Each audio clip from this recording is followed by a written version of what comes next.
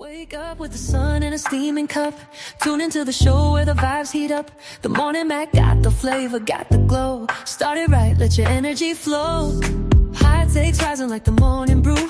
Fresh ideas and a laugh or two. From the first headline to your daily dose. This is the show where your spirit goes. Oh, it's the Morning Mac, where the time don't lag. Get your inspiration packed in a casual swag. Sip it slow, feel the rhythm hit your toes. Welcome to the place where the good vibes grow.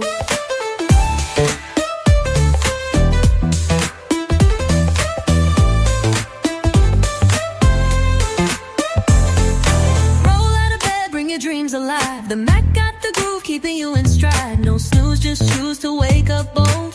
This is your hour, let your story unfold. New ideas with the sunrise spark. Fuel for your fire when the world feels stark. Spinning the tracks of your mental glow. Every listen's a hit on the Morning Mac Show. Oh, it's the Morning Mac, where the time don't lag.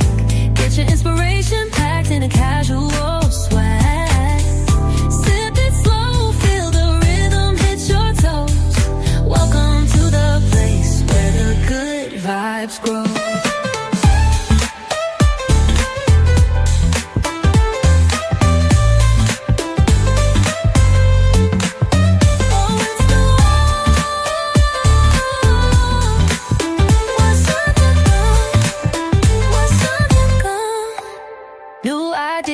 With a sunrise spark, fuel for your fire when the world feels stark. We're spinning the tracks of your mental glow. Every listen's a hit on the Morning Mac Show. Oh, it's the Morning Mac, where the time don't lag. Get your inspiration packed in a casual swag. Sip it slow, feel the rhythm hit your toes. Welcome to the place where the good vibes grow.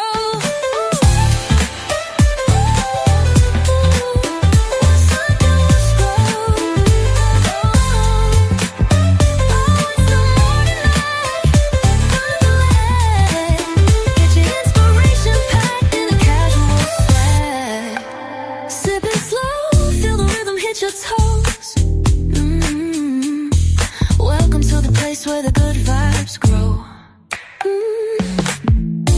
Roll out of bed, bring your dreams alive. The Mac got the groove, keeping you in stride. No snooze, just choose to wake up bold. This is your hour, let your story unfold.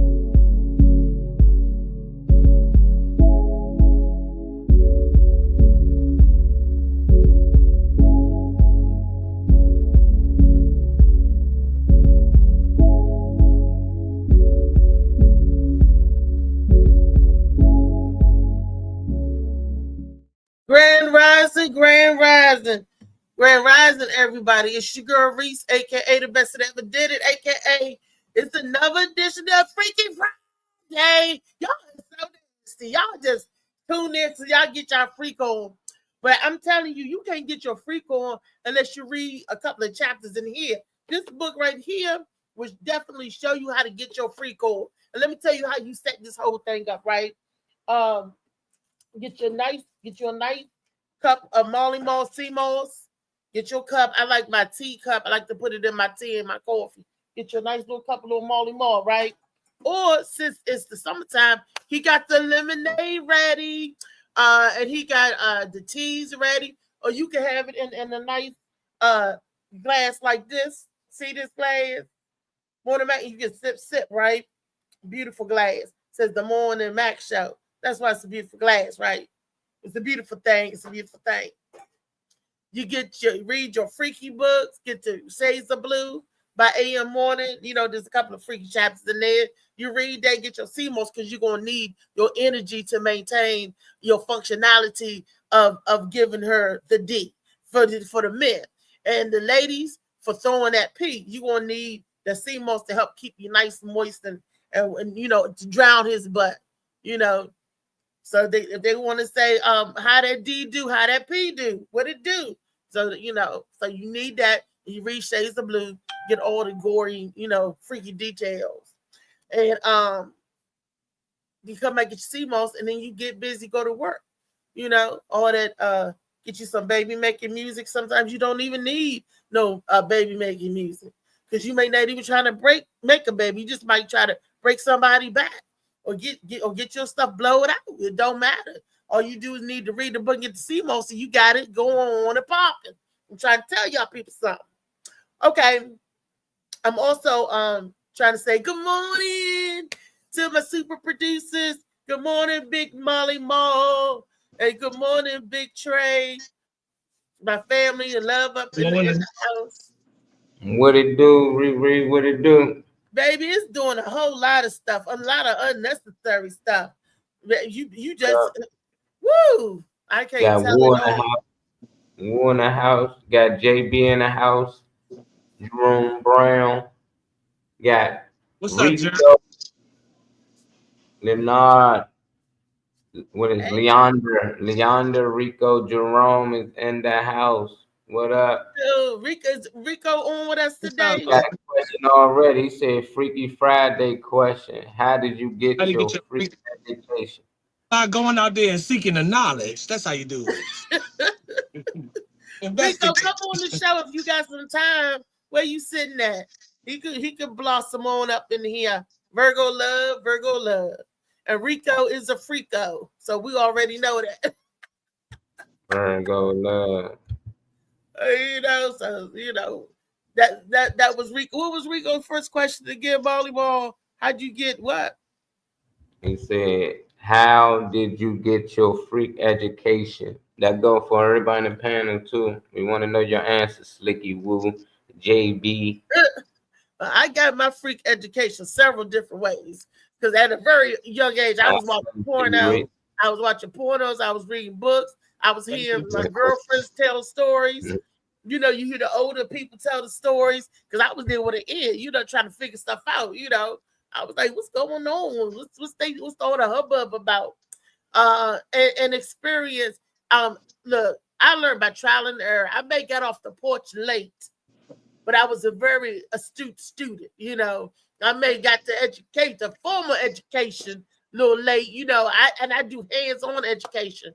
But once you teach me something, I took it and I mastered it. That's why I'm the best that ever did it, because I take the knowledge you give me or something you give me and I mastered it. That means you work it, rework it again, and make it working for you. See, that's how you master something, you know, that you can do with your eyes closed. And because I'm a seasoned a head doctor, I can do it with my eyes closed, eyes open, shades on. JB said he walking around the Arundel Mills Mall right now. You close. Who walking around Arundel Mill Mall? Jerome Brown. Oh, the good JB. Hot diggity dog. I know he sure is close walking around Arundel Mill. He trying to pick up a freaking leak. JB said he learned off big girls. He said that's how he learned. He learned from big girls. I know that's right. You had some of the good teachers, but make sure they want the staunchy big girls, because as we saw in the video yesterday, some big girls can be staunchy and kind of rank, but that's people personality. You know what I mean? If you a gutter butt, you're gonna be a gutter butt whether you're big or small. Okay.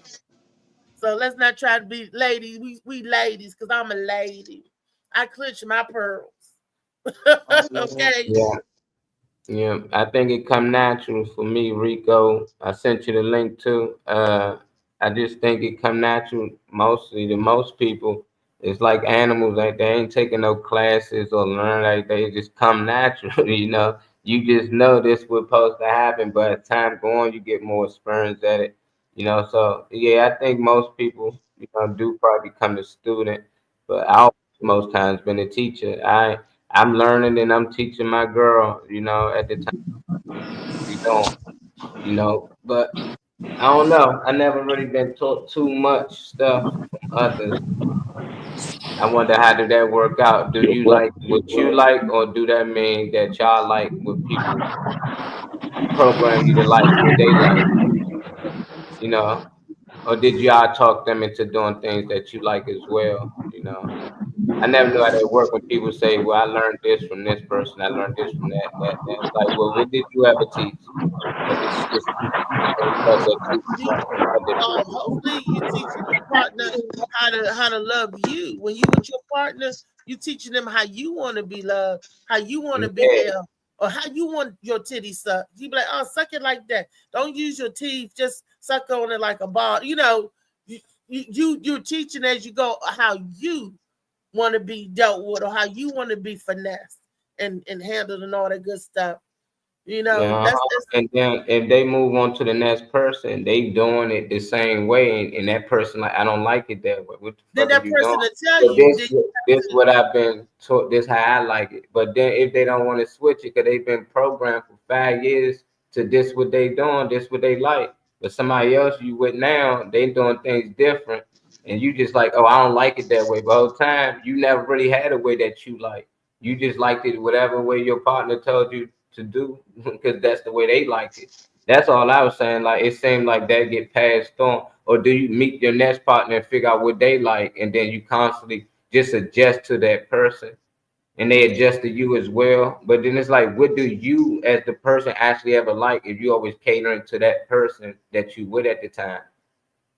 Molly, you sound like you saying a whole bunch of stuff. When I'm getting it on, oh, when I'm getting it, you making it complicated, baby. Because when I'm getting it on, and if you touching me and I'm liking it, I'm gonna let you continue touching me the way you touch me, okay?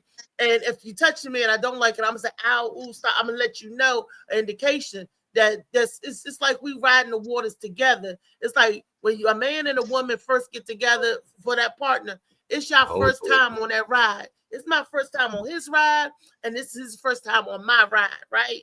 So when you get on a roller coaster, you just brace and you feel and you go with the waves of the roller coaster. You don't tell the man that's controlling the roller coaster, go to the left, go to the right. You see where they going and you feel it, and then you learning each other each time should be if it's a different partner, that is. If it's the same partner, you keep practicing on what you already know that feels good. Oh, I know she like her titty suck like Reese like her titty suck. So I'm gonna do it this way, because that's how you suck it. Reese told me how to suck titty like this. Let me see if she like it like that too. Or then some women might be like, use a little bit of teeth, but you know what you know.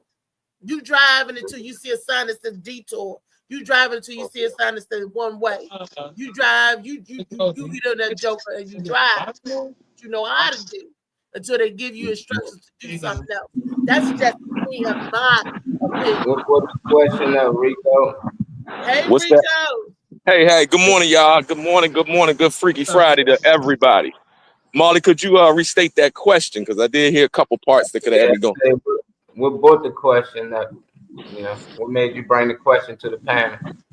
Oh, because everybody has an educated, they have their set of experiences by the time that we find each other attractive. Me and the female has had maybe prior lovers and prior experiences, and where you might have gotten educated on your freak is going to lead to happiness or disappointment. And it's an educating period. So you know what I'm saying? It's like I've got my education sort of like how Reese was talking about it. Some of it came from my older cousins showing me a porn movie. Because I have enough respect for both parties, needing to get their jollies off. It's always helpful if both parties know what they like, and I know what I saw coming up. Pardon the pun intended. Um, it, Coming it up. it was something where I was like, wow, these brothers get paid. to just have sex. It just looked like, you know, because for a 14-year-old who ain't never had none really, you know what I'm saying? It was like, if this a career I wouldn't mind having, I ain't gonna lie. I thought about it. I said, that seems like, well, you know, some folks want to go to the NFL. Uh-huh. My mic is up. Nah, I had a mute Trey. Okay. Yeah, but no, I got my first little education, sex education from adult films, and then seeing people have their love scenes. My grandmother was watching soap operas, so we saw a bunch of softcore porn, I would say, basically as youngins in grandma's house, and then basically graduated to your cousin showing you that porno movie, and me thinking, damn, if this is a career where all I do is give pleasure and receive some, what's so bad about it? But then, you know, you get older and you find out all these things behind the scenes of porn, then you feel guilty for liking it, but you got educated in what goes in this hole, what goes in that hole, what women who do that type of stuff do. And basically, I got to experience my share of things over these years and try all of that. And so now I feel like I'm quite educated. It's just now about maintaining the health to keep it going and to take care of whatever it is my lover needs at that time, because each lover is different. Each what gets her off may not get her off. So study and show yourself approved. Right, be a good student of the dingaling. What up, Joy Lee? Joy Lee left a comment. He said that I tell people that read my book. It's a great source of explaining what kind of man you should be looking for if you're a woman, and what kind of woman you should be looking for if you're a man. I'm thinking of teaching some live sessions that get into that. Ricky Okay. said, what up? Oh, Slicky said, what up, Rico? Good vibes only. Good vibes only. What's up, He Slicky? said, older women for him. He said that's how he learned from older women. I did too. I'm with one now. Around. Yeah. I think experience is everything. A woman is going to tell you. They're not like when you was a young girl, you were a beginner, because a young woman don't know what she like yet, because she haven't been experienced a lot when you first coming out. So it's the older woman that know how they like this, how they do that, you know, because they've been seasoned. And then when they get that season on them, you know, they can sprinkle something on you, make you taste better. Your head and flavor, you know. That's what it is. Like I used to like older men. Oh, okay. I was always attracted when I was younger to an older man. Okay. Because the boys my age seemed silly, or seemed like they didn't have enough experience, or you know, they didn't have enough of finesse. And I was like always like the older, you know, and I listened to the older women too. I'm like, ooh, it was just like, you know, that was me. Like my aunt, she got me like by 12 years, and I always was attracted to her friends. I always had a little crush on her friends. You know, when I was a kid coming around, you're like, oh, he's so cute. Oh, this, you know, and I'm a young girl, but I was like, huh, you know, like that. You know, that's probably why you gotta be out there with the kids your age. You in the grown-ups phase, you know. The kids like my age was throwing rocks at each other, having crab apple fights, and like kids supposed to. That's why a lot of these young girls get snatched up or molested on because they been grown. And then when shit hit the fan, they be like, such and such touched me. Yeah, you was all in his face smiling. These dudes don't need to have little girls in their face smiling. That's how you get these pedophiles excited, you know. But it's just in the kid's nature. I think little boys like older women. Little girls gonna like older boys, but if you're a parent, you gotta be careful with that. Your child out here in grown ups face and got little crushes on older men, you know. Unless you know the men, you know, you like they good men, they ain't go just go ignore a little bit. But yeah, that's worse. I don't know what I'd do with my daughter if she was in a grown man's face. So I heard she all in it, and she might got crushed on some older man I don't know about, but it ain't gonna be noticeable, you know. No, and you can't sit on their lap. If you were a girl, you were not permitted to sit on a grown man's lap, period. That was a no-no in our family. Whether you stranger or you know, after a certain age, you can't sit on no grown man's lap. I remember my younger sister had a crush on my aunt and uncles and their friends, and he would come over. Greg Payne, my sister Nikki, just loved herself some Greg. Every time Greg came over, she wanted to jump up in his lap. Oh, Greg. My grandfather said, get out of his lap. Go on somewhere and sit down. And that's what we had to do. We on the one side of the room, looking at the teenagers on the one side of the room, and then the adults over there on the other side, and the kids had their side. And if you a kid, you were not supposed to be in grown folks' business and conversation. But you know, I was always that kid that was like, Grandma, let me light your cigarette. Go, Granddad, let me light your cigarette. You know, when they were smoking. You know, I was that kid. Let me the runner. Let me hear. Y'all need this, y'all need that. And that was so I could stand around the table to see what they doing, if they was playing cards, if they was gambling, or whatever they was doing. I was trying to get far away from the adults. The farther away, the better, because I can do the hell I want to do. The closer you to them, they tell you do shit. Hey, oh yeah, you right there. Hey, go give me something to drink. Hey, Yeah, go grab that for me. Hey, don't take out that trash taken out. I don't think they cleaned the bathroom yet, but let me get the hell up out of here. You know, you must ain't had to do a lot of shit. You know, you was probably spoiled, you know. So you just sitting around and they probably just giving you stuff all day. What you want? Picking you up and hell nah. You get told things to do when you're a kid in our house. So we all outside. We playing team tag and all types of shit. You got to come find us. It get late. You don't know where we at. We like got to hurry up home. We all the way by Iverson Mall. We done caught the bus somewhere. They don't even know. We play team tag everywhere, the whole Southeast. You catch us somewhere, we weren't just in the neighborhood. Nah, we run outside the neighborhood, and it'd be like 100 of us, and we don't know who it. So you just start running from anybody. You like, hold up, I don't know if you've been tagged yet, because some of your friends would be like, yeah, they almost caught me. Then you get close to them, you it too. Like, oh mother, now you gotta help him catch the rest of the people. Kids playing this game? How old? Man, hell yeah, probably like 10 to about 13, 14 years old. It said I couldn't until I became a teenager. I couldn't leave out the yard. We had to play in the yard. I couldn't. We walked to the store. If I left out the yard, my grandparents had to know where I was going. Like when I was going for cheerleader practice, they knew I would be down at the field.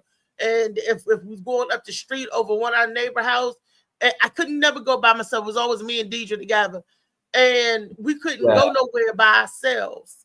So if we even going on to see if somebody could come outside, it'd be two of us standing out there. Can you come outside or whatever? You know, I guess that maybe I was kind of shucks because we never got on the bus. You get a whooping if you're at the bus stop. If they see, you know, because you ain't got no business down there without an adult.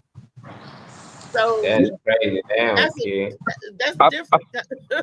So I feel for kids now because I do security at Kelly Miller Junior High School, and these kids are living a porno life right early. Now, back in the days, my cousins, we would down in Virginia, we would go in my father's back truck, his pickup truck, after he got home, and we always knew he had a Playboy. One of his workers or one of his guys had Playboy magazine or whatever it is. You'd be down at your uncle's house, he might have it in his stash in his sock drawer.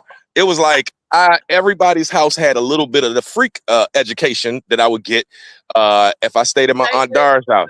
Yeah, I might have been reading her Essence magazines. Her Essence magazines might have stories about Black women discovering their orgasm or something. So I was getting education, and I was always trying to implement it, because when me and my cousins was messing with about 4 girls and we were like in elementary school, you know what I'm saying? But we got caught humping the girls, playing hide and go freak. All that stuff like that at DC public schools, you know, back in the days. And it was like, man, when that teacher pulled me and my cousin Jerome to the side and said, y'all go to the office, man, it was like 6 girls and it was 2 of us, but we the ones that got suspended. So I saw early, I was like, they was grabbing our stuff and doing stuff too, and we would run after them. And the female teacher, only saw us doing stuff. So, man, my mother and my stepfather came up there. My mother whipped my ass after school. Thank God everybody had left. But that was my first time saying, it's some stuff I better not do, because my little freakism can get me in trouble and get an ass whipping. And as time went on, it was always a good deterrent when you know you're doing something too much and it's something that's out of pocket. You know what I'm saying? So, yeah, different levels of education were got, because I saw the men in my tribe, they had porno books, or they had a Playboy book, or they had whatever. When I started working at the shop, Mr. Dawes had every magazine, but he had a private little drawer for Playboy and Penthouse that was coming to the barbershop. So I would study what what got people off, what got me off, what was interesting. You know what I'm saying? And so I think the more educated you are about what it is you know is right and what's I like inappropriate. this approach to Freaky Friday. This is a different switch up. Yeah, because I mean, if you don't, if you're not educated about yourself and know the freak that's inside of you, and you're just gonna be dumb and giving up to your the spontaneity of getting something that you haven't had. So I've had a chance to explore, see what works for me and what doesn't work for me, and seeing how people can get baited when you got money for the temptations they wind up exploring, aka Shannon Sharp or anybody, Mike Tyson, Tupac.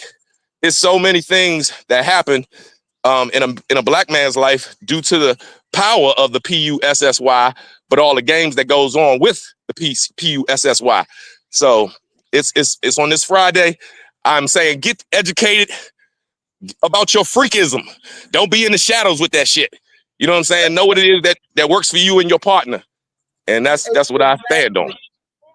And when I was a kid, like you said, we did dry hump on each other, and if you get caught humping, you get a whooping.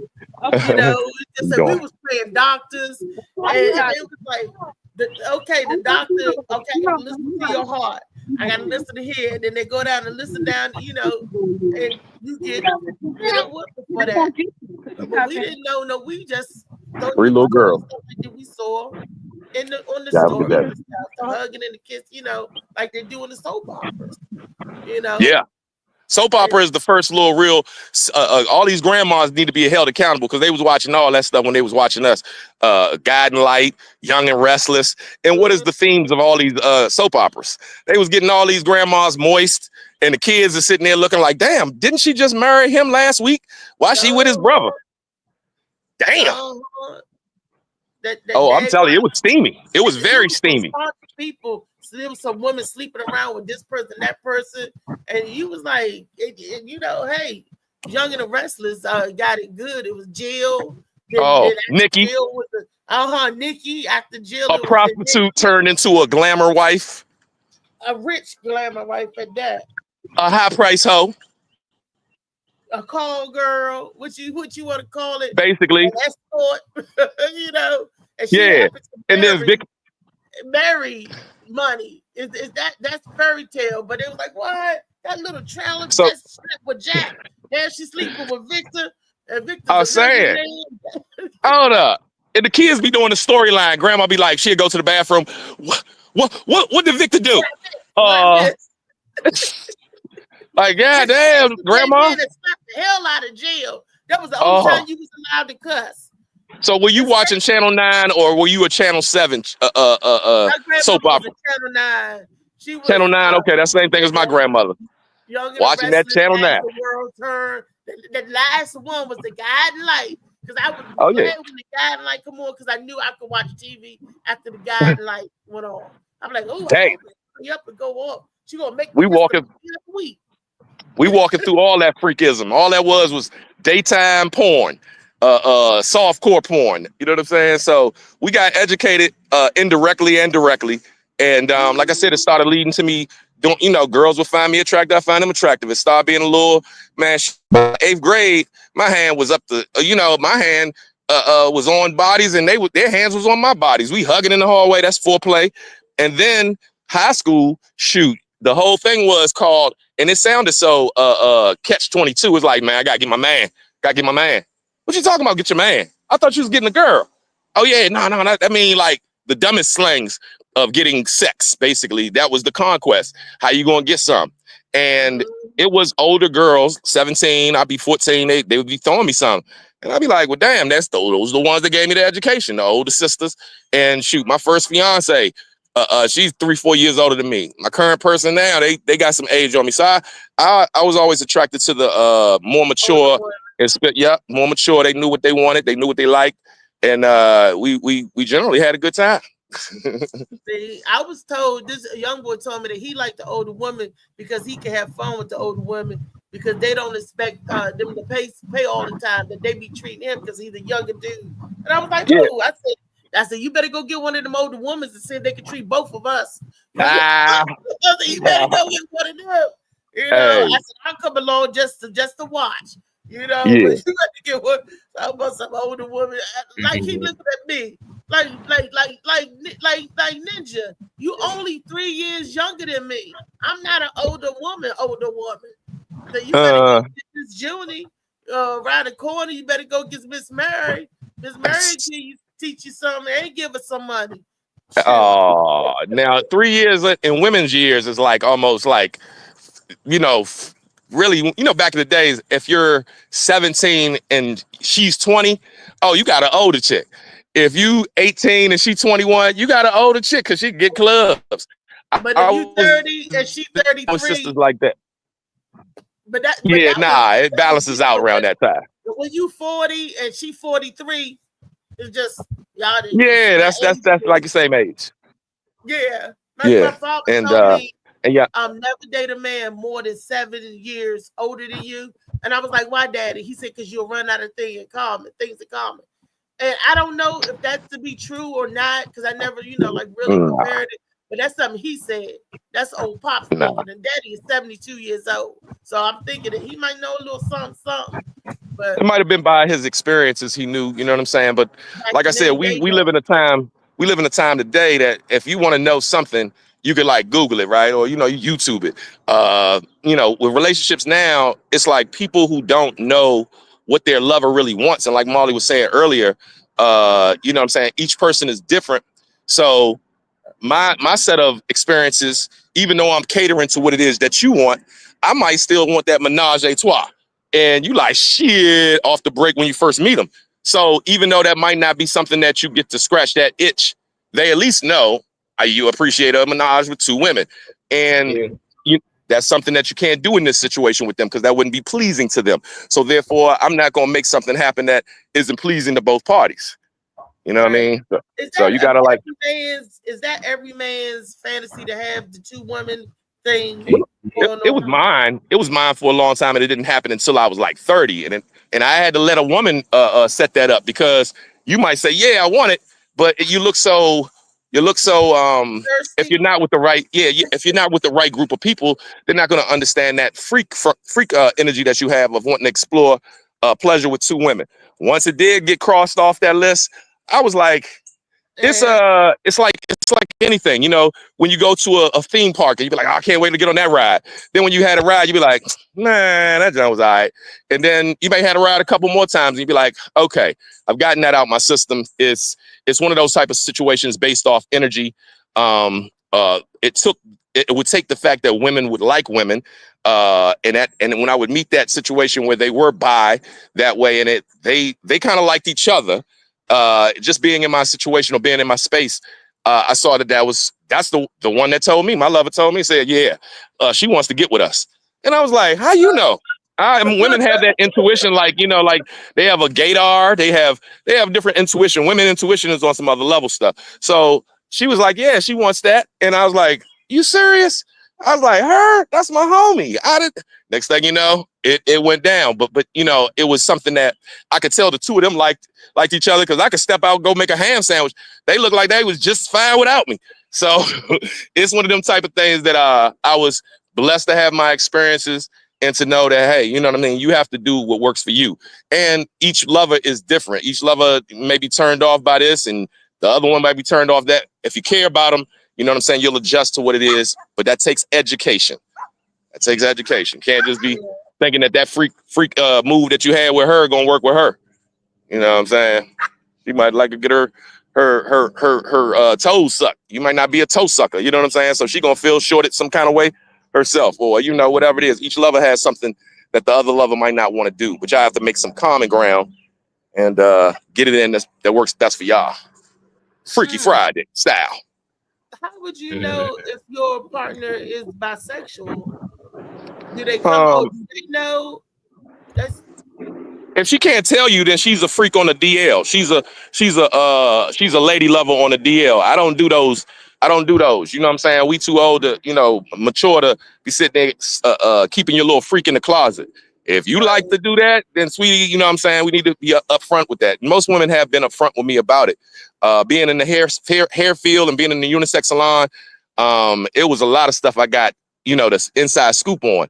And I put up a post not too long ago where it was a sister coming out and she said, man, y'all need to stop being so harsh on these men talking about they sassy or they this or they that and or they on a DL. And it's like she pointed the finger back at women who have been operating under the radar with being on the DL as far as knowing they want y'all, but they're gonna kick it with you and knowing that they would love a woman. And it's like, it's all right if you do, but just keeping those cards is just like me if I did that, if I was into that. You know what I mean? So I think, you know, you need to be transparent and comfortable in your freakisms. Yeah. I seem to attract a men that's questionable. Do you think it's your mother nature, your mother nature that they love to come to? And you know, because women, my sister actually dated a dude who was that way, and she found out indirectly. You know what I'm saying? Remember they had that restaurant Houston's down in Georgetown? Yeah. I went in there and I seen the brother sitting on another dude's lap, and I was like, oh my God, do I tell sis? I was like, I got to tell sis. He saw me. I was like, oh man, he saw me. So did you tell sis? Saw some mutual friends. Yes, I did. And they didn't get after that, but I was like, you know, I'd rather, you know, somebody just upfront about their freakism. You know what I'm saying? I don't think you're comfortable with, and that's going to lead to uncomfort with both of us. So just be okay with 10 toes down with your freakism this Friday. Don't stay in the closet. If that's what you want to do, that's what you want to do. You know what I mean? But educate yourself about what gets your freak on 1,000. If you don't, you know, that if that's your sexuality, that's it. That's one thing I used to love about my girlfriend. You know her about Michelle. She's open with her. She used to come out and she used to tell you, hey, I like men, I like women, I like whoever I like. Yeah. She used to feel that energy. I mean, that's good at dandy, but she thought I was a panderer. I was like, what is a panderer? A panderer is like you just like whoever's energy around you. Got you. I enjoy your energy, but to a certain level. I enjoy everybody's energy. That don't mean I want to sleep with nobody or sexually sex nobody. I just like to be around and enjoy good energy and stuff. I can enjoy that. But she was like, you're not a panderer. You don't love people because you love. I'm like, no ma'am, no ma'am, no sir. I have never, you know, I love a woman with my heart, not my body. Gotcha. I love a man with both. Gotcha. Yeah, that's a good way of putting that. You know what I'm saying? Like, sister, I could connect with as you as a sister, a spirit, but I don't want to put in that type of time with you. I hear you. Who do you have a favorite freak of all time, Miss Ree? Prince. Ow. Okay, we say your favorite freak artist. Okay. But you know, Prince. Favorite freaking music. I just love Prince all over. Even the cute part of him, I think it's so cute when he looked cute. You know, it was just he was a bad boy. I was looking at Molly used to always say he wear heels. So I said them boots. He So I had to go back and look at how the heels was on the boots. He was the educator. Molly may be right a little bit. He was an educator. Who do you think made the most baby making music? You know what I'm saying? That you can look back on the art. Hold on, so Luther Vandross, all half of them is gay. Just because they make baby making music don't make them straight. Gay. Now that's a whole nother topic because I just seen a reel on them saying about Marvin Gaye being gay. Now, because they said his sexuality. Now, I'm gonna tell you this. I read a book about his uncle violating him, and his father being a cross-dresser. So to me, a black man has to deal with confusion like that in his own house with his daddy cross-dressing. This is in the streets of DC at a time when that wasn't politically correct. So he had to grow up with the embarrassment of a daddy who want to wear blouses and look more pretty than his mom.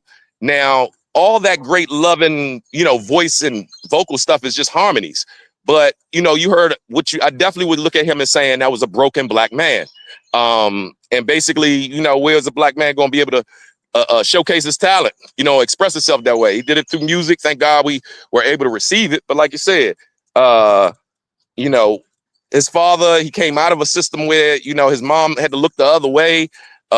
He got violated by his uncle. So to me, I think, you know, he was a broken man, but he made some of the most beautiful music that inspired, you know, love and the good, the bad, and ugly about love. Because when he got divorced, he had to give his wife, Barry Gordy's sister, a whole album and all the sales to it to cover divorce costs.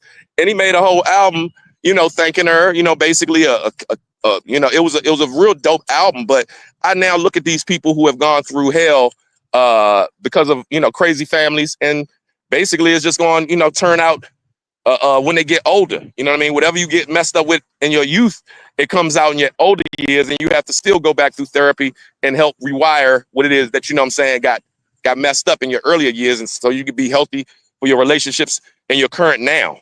Can I say something to that? I want all the world to hear this, and this is how I feel.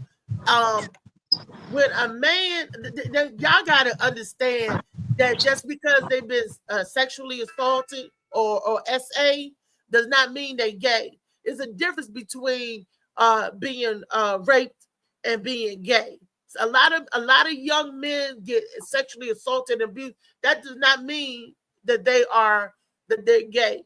Sometimes maybe later on, I was told that your first sexual experience is be like where you go to, but that is so traumatizing. If people get sexually assaulted, they automatically think, "Oh, that dude is that's wrong. That's wrong." I don't think nobody ever said that. So I don't want to be like perception that we were saying that or anybody was saying that. Not here on the panel, but I'm talking about. Yeah, I was saying, well, nobody, I never heard that. I always heard that's the reason they gay. Like that's what that person come out and say, oh, I was gay because I was sexually assaulted.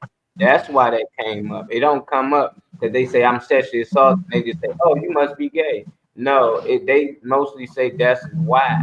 That's why it started for them. That's what I mostly heard of. The education, the freak education got put on them, and it's a spiritual thing. You know what I'm saying? It's spirit, vibrations, frequency. So frequency and vibrations, once it's like somebody who's a family member, just like I look at the sexual appetites of these fathers, like Aretha Franklin's father, Oprah Winfrey's father. These are men that are on record for making babies with their own kids. One is a big time pastor out the Midwest, Aretha Franklin's father. And then you got, you know what I'm saying? And then you like to say, got Oprah Winfrey. She had a baby with her father. You know what I'm saying? Her shit was on some real Color Purple shit. You know what I'm saying? That right there has me looking at people's appetites. Like, how do you get your freak education and then how you implement it? Huh? I said, I never knew Oprah Winfrey had children at all. Yeah, she got a child. They never. This is not an exclusive on the Morning Mac show. This is freak education that should be known. The education of freakism is not just about the joys of it. It's definitely to educate yourself on all sides of the freakism so that you can enjoy your freakism in a healthy way.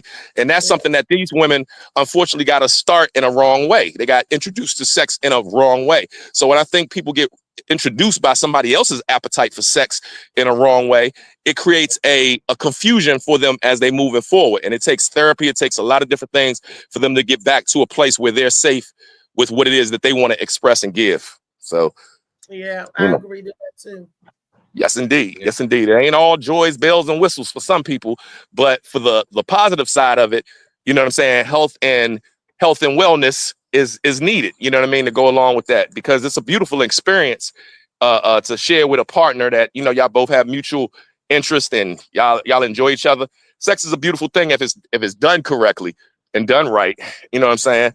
And everybody has appetites. It's just knowing what is your particular freakism that works for you and doesn't hurt anybody else out here. Because you got brothers out here. I'm educating my 11-year-old on Rick Ross and songs that he might put where he say I put something in her drink she ain't even know. You know, we had the Cosby situation where that brought up slipping Mickeys and, you know, different things like that. We've heard comedians talk about it. So we got so yeah, we talk about that Roofy and the Men. Hey, I talked listen, I about kind of stepped into that. That's why I kind of like left that right there. But honestly, as she's an 11-year-old girl, I'm like, listen, I'm having to, deal with the preteen and also knowing how kids, they see so many things on their phone. I'm like, we had to do a scavenger hunt just to find a Playboy book back in the day. Now these kids got just press the button, Pornhub, free porn, everything. I'm like, what the hell? Just turn on the TV or turn on the internet. Come on now. And it should be on Facebook. You see girls with their butts all out. I was like, Instagram. All of it. I'm like, how do you let that all out? But you better Shorty. not say no word. But they get the It's like, word. But they ain't get that big tail. You see that big tail up there? No, I was looking for words. From the music to IG to everything, we were in a more of a PG rated world that we knew X and triple X existed. But these jokers, they educated on it far earlier. And if you don't have them guides on your phone, like my child's mother know how to put it on my daughter's phone where nothing freaky, too freaky could come through. But they still gonna be looking at the different things on TikTok. They're getting these different messages. And the phone is replaced the TV that we used to have when we was coming up. And they don't go outside as much. The video game era started keeping them in the house more. And now, like I said, the phone is doing what it's doing. So they're getting freak education way earlier. And they're going to be implementing it way earlier. Video games. I didn't know you could. My God, Grand Theft Auto, all that. Sims. I mean, that was, I was like, The Sims. I never played that game, The Sims, but I heard that you find the people and you can sex them in the video game. And Grand Theft Auto, you could buy hookers, you can shoot people up, throw money. I mean, Grand Theft Auto. I mean, and these man. And then you got the music player with it. Like my son said that it was this little 9-year-old Caucasian boy on Grand Theft Auto. They thought that the people he was playing with was Caucasian. He kept saying, "Yeah, N-word, yeah, N-word, take that N-word, yeah." I'm tearing these N-words up, Yeah. And they said, my son and his friend, they said that they was quiet and they was laughing. They was like, "This little boy don't even know who he," Yeah. Well, that's the world we living in. You know what I'm saying? I mean, it is what it is. So much of this. Yeah. It's like Pussy Galore is everywhere. Roots had a song called Pussy Galore, and it's like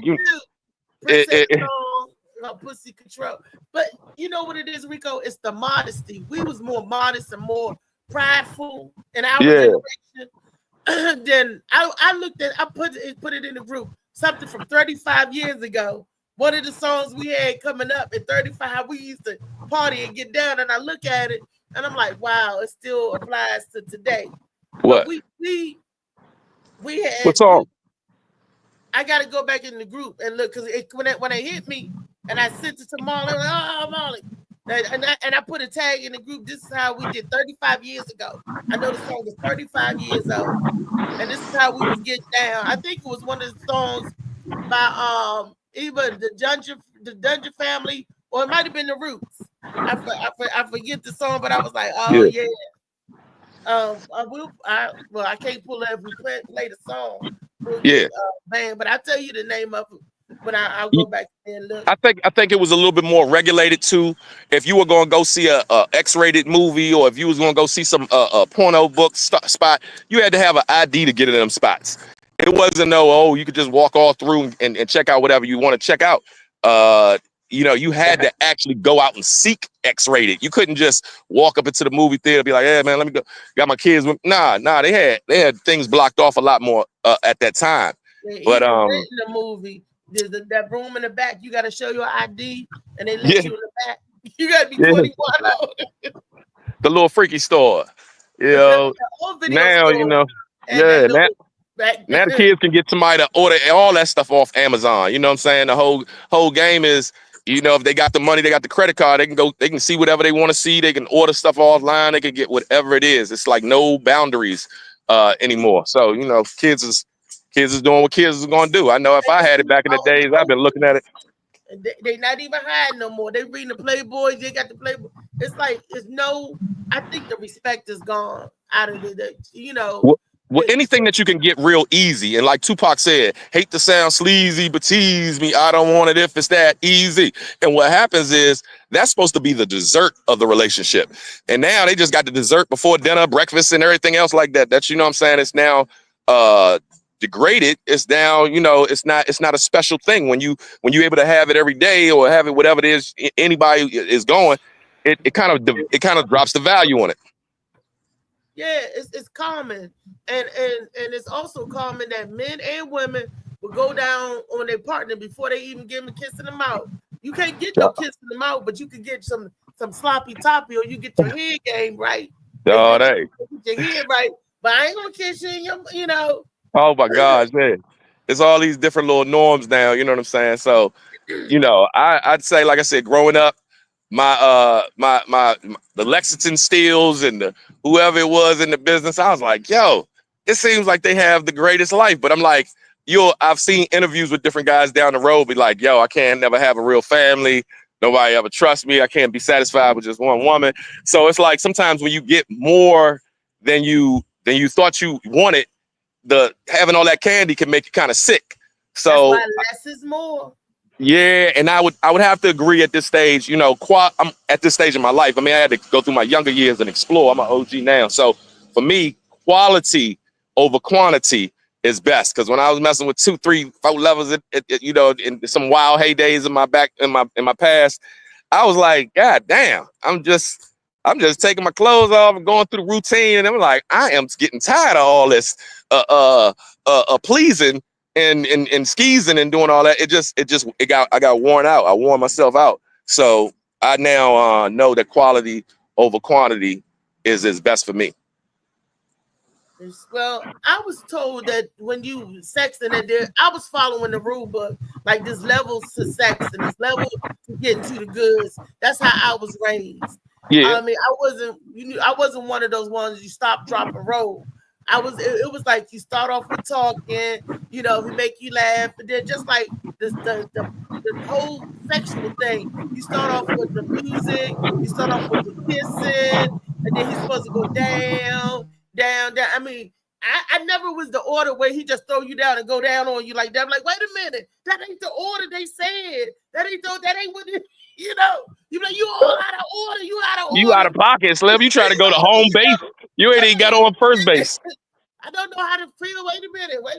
My mind was like, wait a minute. He out of order. He can't go down there before he kiss you. Wait, what's going on? He needs second tip. He's looking at click. He was trying to lock that thing down. He said, if I can get to the goods, that's home base. After that, she got to go with anything. I say, let me get her off and do what I think that she might want. That's what happens. My mind is off. It's swirling because I don't know how to. I noticed that when they would do 2 things at one time, I'm concentrating on this and then I'm concentrating on that. I'm like, oh, I'm feeling this, I'm feeling that. Oh, what you doing here? What you doing there? And what your lips do? Oh, what you know, I not spontaneous combust, but I get confused because I'm trying to enjoy. If you kiss me on my neck, I'm trying to enjoy that. And then you go down to Twiddle a nipple. I'm like, oh, that's a different sensation. Same time you kiss it on the neck. And then you take your other hand and rub on the coochie. I'm like, wait a minute. I can't. I can't. Overwhelming. Right. And I was used to the old way. You start here, you do this, you do this, you do this. This new stuff, you just lay like an experiment on 10 hours. What's gonna happen? It's like I'm gonna take this ride because I don't know what's coming up. Molly, they saying anything in the comments? My boy Kenny, he talking about Superfly, Curtis Mayfield, and Slicky saying that was just a movie. It's Kenny saying it was a song too, but he was saying that back then that's who was influencing y'all into doing, you know, sexual thing, or people in that time to that do was my mom in that time. sexual things. So he's saying it was a big thing pushing back then, but I think Rico and was saying wasn't easy access for them as kids as it is for the kids today. They can just go play phone. They got laptops, iPads. Back then, he had to go find a magazine that was hard, you know. Then they probably had to hide them. So that's what the talk was about, Kenny, before you popped in. Yeah. How you finding your sexual education? Right. You know, your experience. Also, education. Let's say Yeah. that. They had a The song about that. Remember Hall and Notes had that what's that? song, Adult Education. Oh, they need to remix that joint for today because I think the adults have to be re-educated now. You know what I'm saying? Because these youngins ain't doing it like when I was coming up. They wild. They on some Well, different, you know. every generation is gonna call us wild. The ones that was before us, they was wild, but they found their thrill on Blueberry Hill. Then you know what I'm saying. Then they was singing songs like Juicy Fruit. I was like, what in the hell are they talking about? Our generation. Yeah, coming up listening to all the songs and lyrics. You know, I'm a lyricist, so when I would listen to Marvin Gaye and coming down, taste it in my mouth and swish it all around. Drop them bars. That shit was Candy. Yeah, you got it. Candy Rain falling down. All I'm saying. Then Prince had a song called what was it? Darling Nikki. Oh, like I knew this girl named Nikki. Prince had a song. Don't forget, I'll Jack You Off. That was in the 80s. He said in the movie theater, I'll jack you off. Come on, girl. When your mama's car, I'll jack you off. He told you that Prince was so explicit. Yeah. Before y'all even got to Darling Nikki, you guys all his. Hold up. But I mean, for me as a person, like I said, as a lyricist, I'm hearing Prince say, I knew a girl named Nikki. I guess you could say she was a sex fiend. Met her in a hotel lobby masturbating on a magazine. I said, well, God damn. I heard my Alphabet Street. I'm going down to Alphabet Street and going Crown, the first girl that I meet. I'm going to talk so dirty. She want me from my head to my toes. I'm going to, all the lyrics, he was dropping subliminals. Yeah. Oh, see, that was what's going on back in that time. It was a lot of great lyricists who knew they couldn't be blatant, so they had to say it in a very clever way. The lyricists were way more clever, just like, you know what I'm saying? They knew it was a standard, and they knew they couldn't just put anything on the radio. And they also had a time when it was the quiet storm. They didn't play all the little love stuff like, all during the day. They might have some songs like that. R&B always gonna have something, and rap would always have something. But they made sure they kept it a certain way until after 7 o'clock, maybe. You know what I'm saying? Melvin Lindsay, the Quiet Storm, all that stuff. Quiet Storm. Who made Do It in the Butt? That was some freak shit. Like they just went in the studio, was like, you know what? Do it in the butt. No, they didn't say do it in the butt. It's doing the butt. That's the dance. It's the dance. I thought they were saying doing it in the butt the whole time. I thought they didn't say to do it in the butt. No, he didn't. Molly. I said this is a freak ass song right here. Sexy. Akinelli and them joint, put it in your mouth. There you go, Ma. That was freaking right there. If they saying something else, the world's biggest what? Don't matter, just don't bite it. It's the world's biggest. You remember that? Yeah. NWA? Exactly. They came out getting more explicit. Now they was talking about a gangbang in the car while they watching the movie. That was that's when rap really started becoming like, woo. They just come out with it now. Pussy pink, asshole brown. Hold up, Luke Skywalker. These are all the intros, Molly, when we was like young coming up and we was hearing, man, it went 0 to 100 real quick.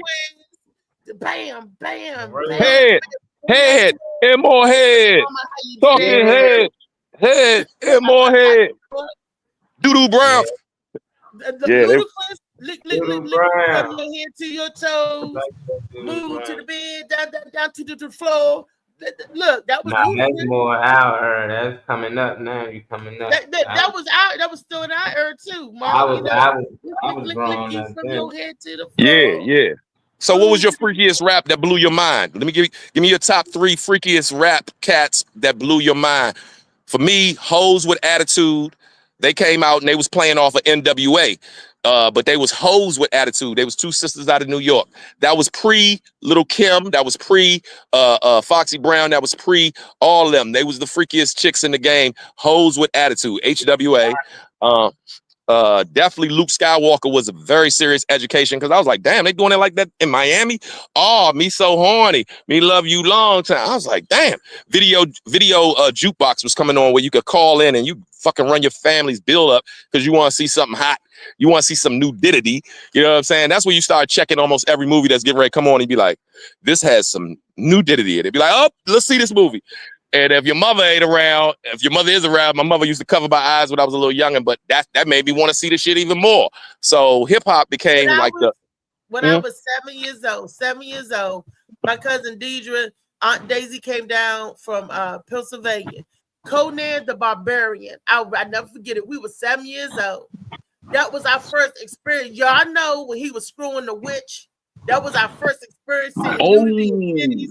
And we was Arnold Schwarzenegger was tearing that witch up. Arnold Schwarzenegger, and we like this with our eyes open. She was like, cover your eyes, and we like this. Okay. Because we still got our eyes covered with our face. So we was like, oh, and we was so silly that when we saw that stuff, we was like, oh, they kissing. Oh, they saw a titty. So this was 78. So we all freaking out, going all off like this, and then we used to sneak and get my uncle's dirty magazines. We would go upstairs in their room. Their room was in the attic. We weren't supposed to go up there. We sneak up there. We like, oh, look at this. Oh, look at that. But it was never showing the man. It was just showing a woman stuff, So we was going, we didn't see a man's thing until we saw one in person. When my cousin pulled down his pants to tell somebody to suck his dingling, he was cussing somebody else. He suck my. It was like, you ain't got what. And he pulled his pants down. And we saw a real live dingling for the first time, like a man's stuff, not no little kids stuff, the kids junk. And you know what we did? We looked and then we ran away. We looked and said, and then we ran around back. We was like, oh, did you see it? It was big. Oh, did you see it? It was all that hair. Did you see it? And we was just like, oh, did you see it? Man, which I wanted to do with.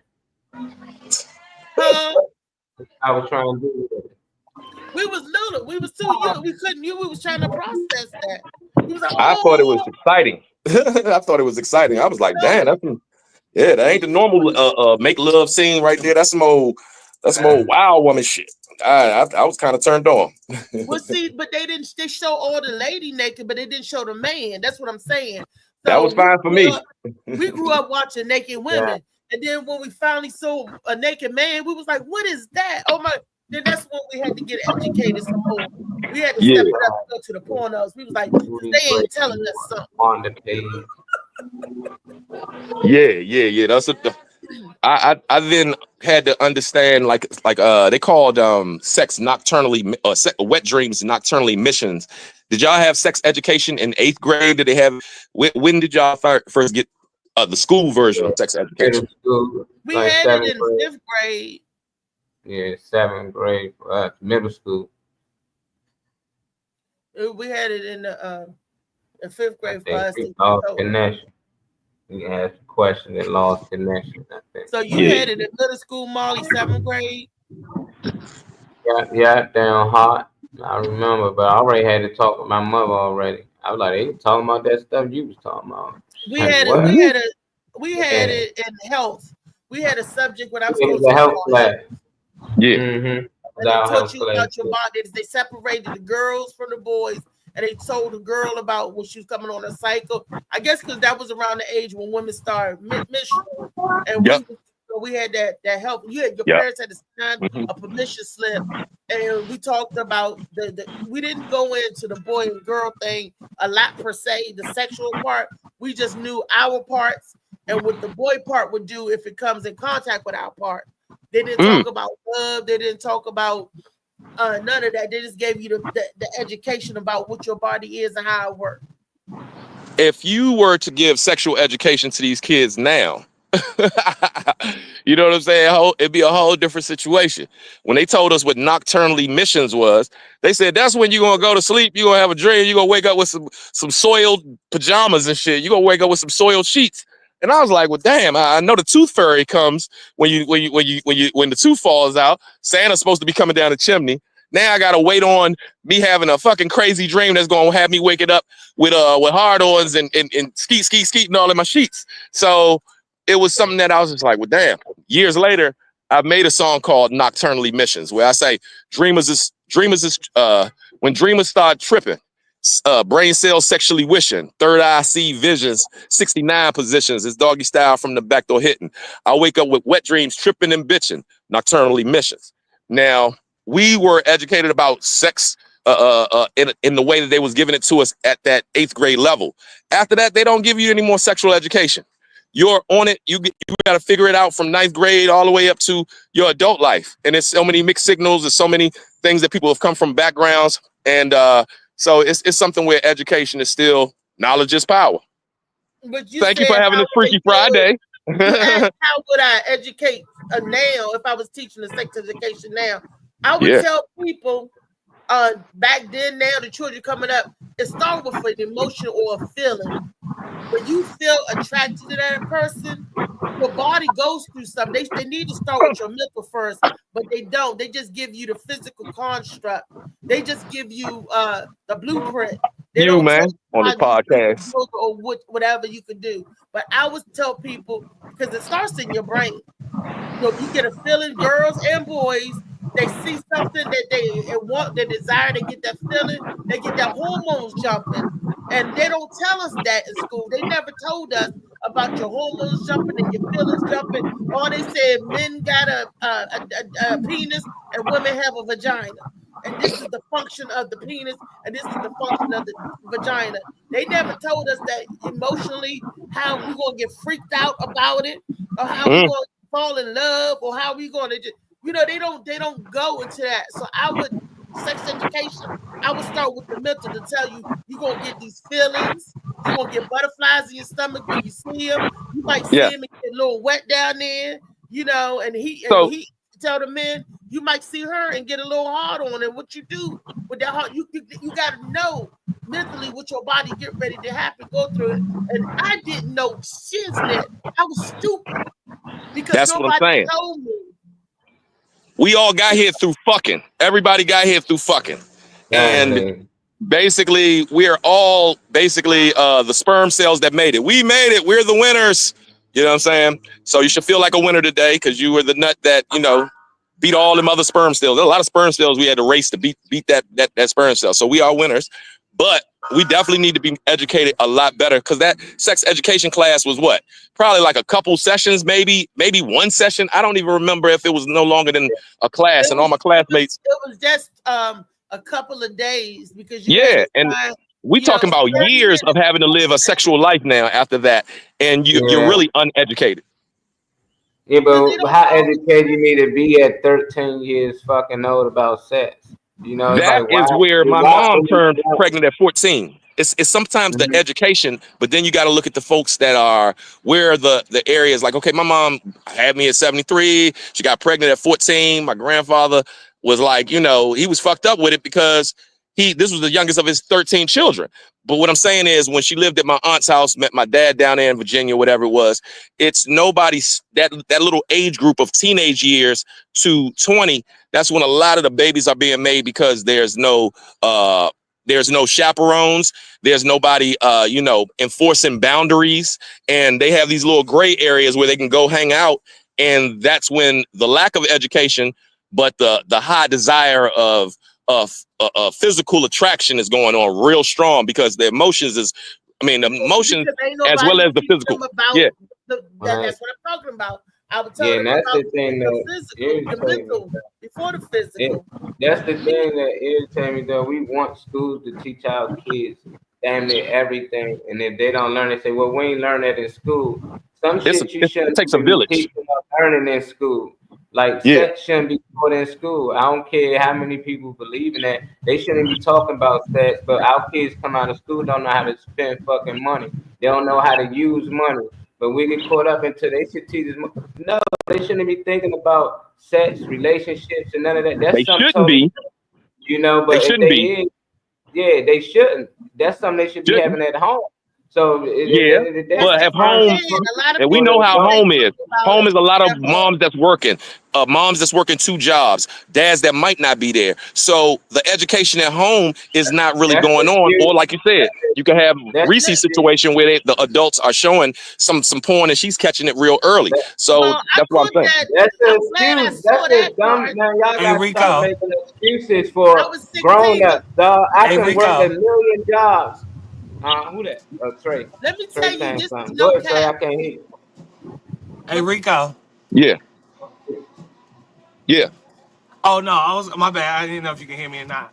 I was Hmm. gonna say anytime I turn my phone up, I gotta watch this back later. Anytime I turn my phone up, I've been hearing you say real shit the whole time. So I hope you join some more of these drinks. Yeah. Yeah, man. I think this was a good topic, to come in on. Molly, you was in the Yeah, middle of I was saying that we trying to can't be say holding why adults. we constantly does that. Like we find excuses, for parent. Oh, she works so fucking much. Who cares how much she work or how many work the Word. parents work? It ain't just the mother and father. You got uncles, you got aunts, you got older cousins. It's crazy that we say, "Oh, our parents taught me this. My big cousin taught me this. I learned all this from them." But then when it comes to sex, oh, they couldn't teach me shit because they was too busy. I'm just saying No, it's better to learn from No, your I'm family, saying your that's close where ones, they're able to get school. the freakism on when a lot of families are parents so are busy gone. that they Let me, can't be there to chaperone them or monitor who's let, coming to visit them or where they going to kick it. They might say I'm going to Eric's house, or she might say I'm going to Stephanie's house. She really going to Eric's house. So what I'm saying is because there are so many people multitasking, they don't have the time to sit there and be around their children. So their children, what like Molly me, is I'm gonna saying, go somewhere Rico. where I can get my freak on. I'm gonna go somewhere where I can watch that porno movie without Y'all my mother missing putting my my hands on point. me. Rico, Y'all missing you're my not point. saying that, Rico. Y'all Okay. getting You're saying confused. to Okay, teach my bad, my the bad. Let me let child. me let me let me shut the hell Parents, up. the I just parents want to should hear. have that talk. The teaching that child about the birds and the bees. It's the parents' responsibility to teach their child about the birds and the bees and the sex. And that's if the parent can have the fortitude or aptitude to do it. I'm gonna tell y'all, this is no capping. When I was 13, my mother was 28. I went to my mother to ask. I said, "Mom, can you tell me about sex? I want to know what does it feel like." You know what she told me? What, you plan on having it? That was the honest to goodness truth. I ain't He capping. smacked you? And that just turned me away. Like I can't ask no adult nothing because Oh, now she see that's where the danger comes in because the thing is the only person that you have that you got here this way is the woman that's going on. Now, what did Tupac say? He said we all came from a woman, got our name from a woman, and what was that other lyric? He said, and our game from a woman. well So my if woman we're, told we're me studying the person that we get our name and our game from, right. and our dad may not be there, we're going to figure it out on our own. We're going to go out and seek, and we're going to whatever it is. But it takes a village, they say, to raise a child. So if the village is all busy and doing whatever it is, everybody has different levels of getting the education. Everybody's implementing what they've gone through at different times. You know what I'm saying? But you want the And so right that's what I see. education, Rico, because my aunt was out there doing some heinous stuff to niggas, and her education, Showing how she it was doing telling the me, most. I was like, oh my Yeah, be goodness, careful, my phone was and I on. think that's why I stayed on the porch so long because I was I felt some kind of way when she turned me away like that. All she Yeah. said, all I wanted to know, what does it feel like? And she should have told me, first, Reese, let me talk to you about your mental. But I got to remember, my mama was so young at 28, she didn't even know, herself. She's So 28 and got you know, well, she was 27 at the time, but it got a 13-year-old coming I'm to saying there's you to more ask you people about. living. That's all it work. It's more people living. Like I ask the same question to all my family. I might ask my brothers, all of them, my uncle, all of them the same question just to see what answer I get. And I Well, the always been men like that wouldn't since I've answer been me. young. Just like when I need money. If somebody need money, you don't just go ask your mother. You go ask your father, your You ask uncle, all whoever of them. who You get can a help. good report card. You don't just show your mother. You say, look, I got A's and B's, huh? Look, you show the whole damn neighborhood. So it's the same thing with anything else.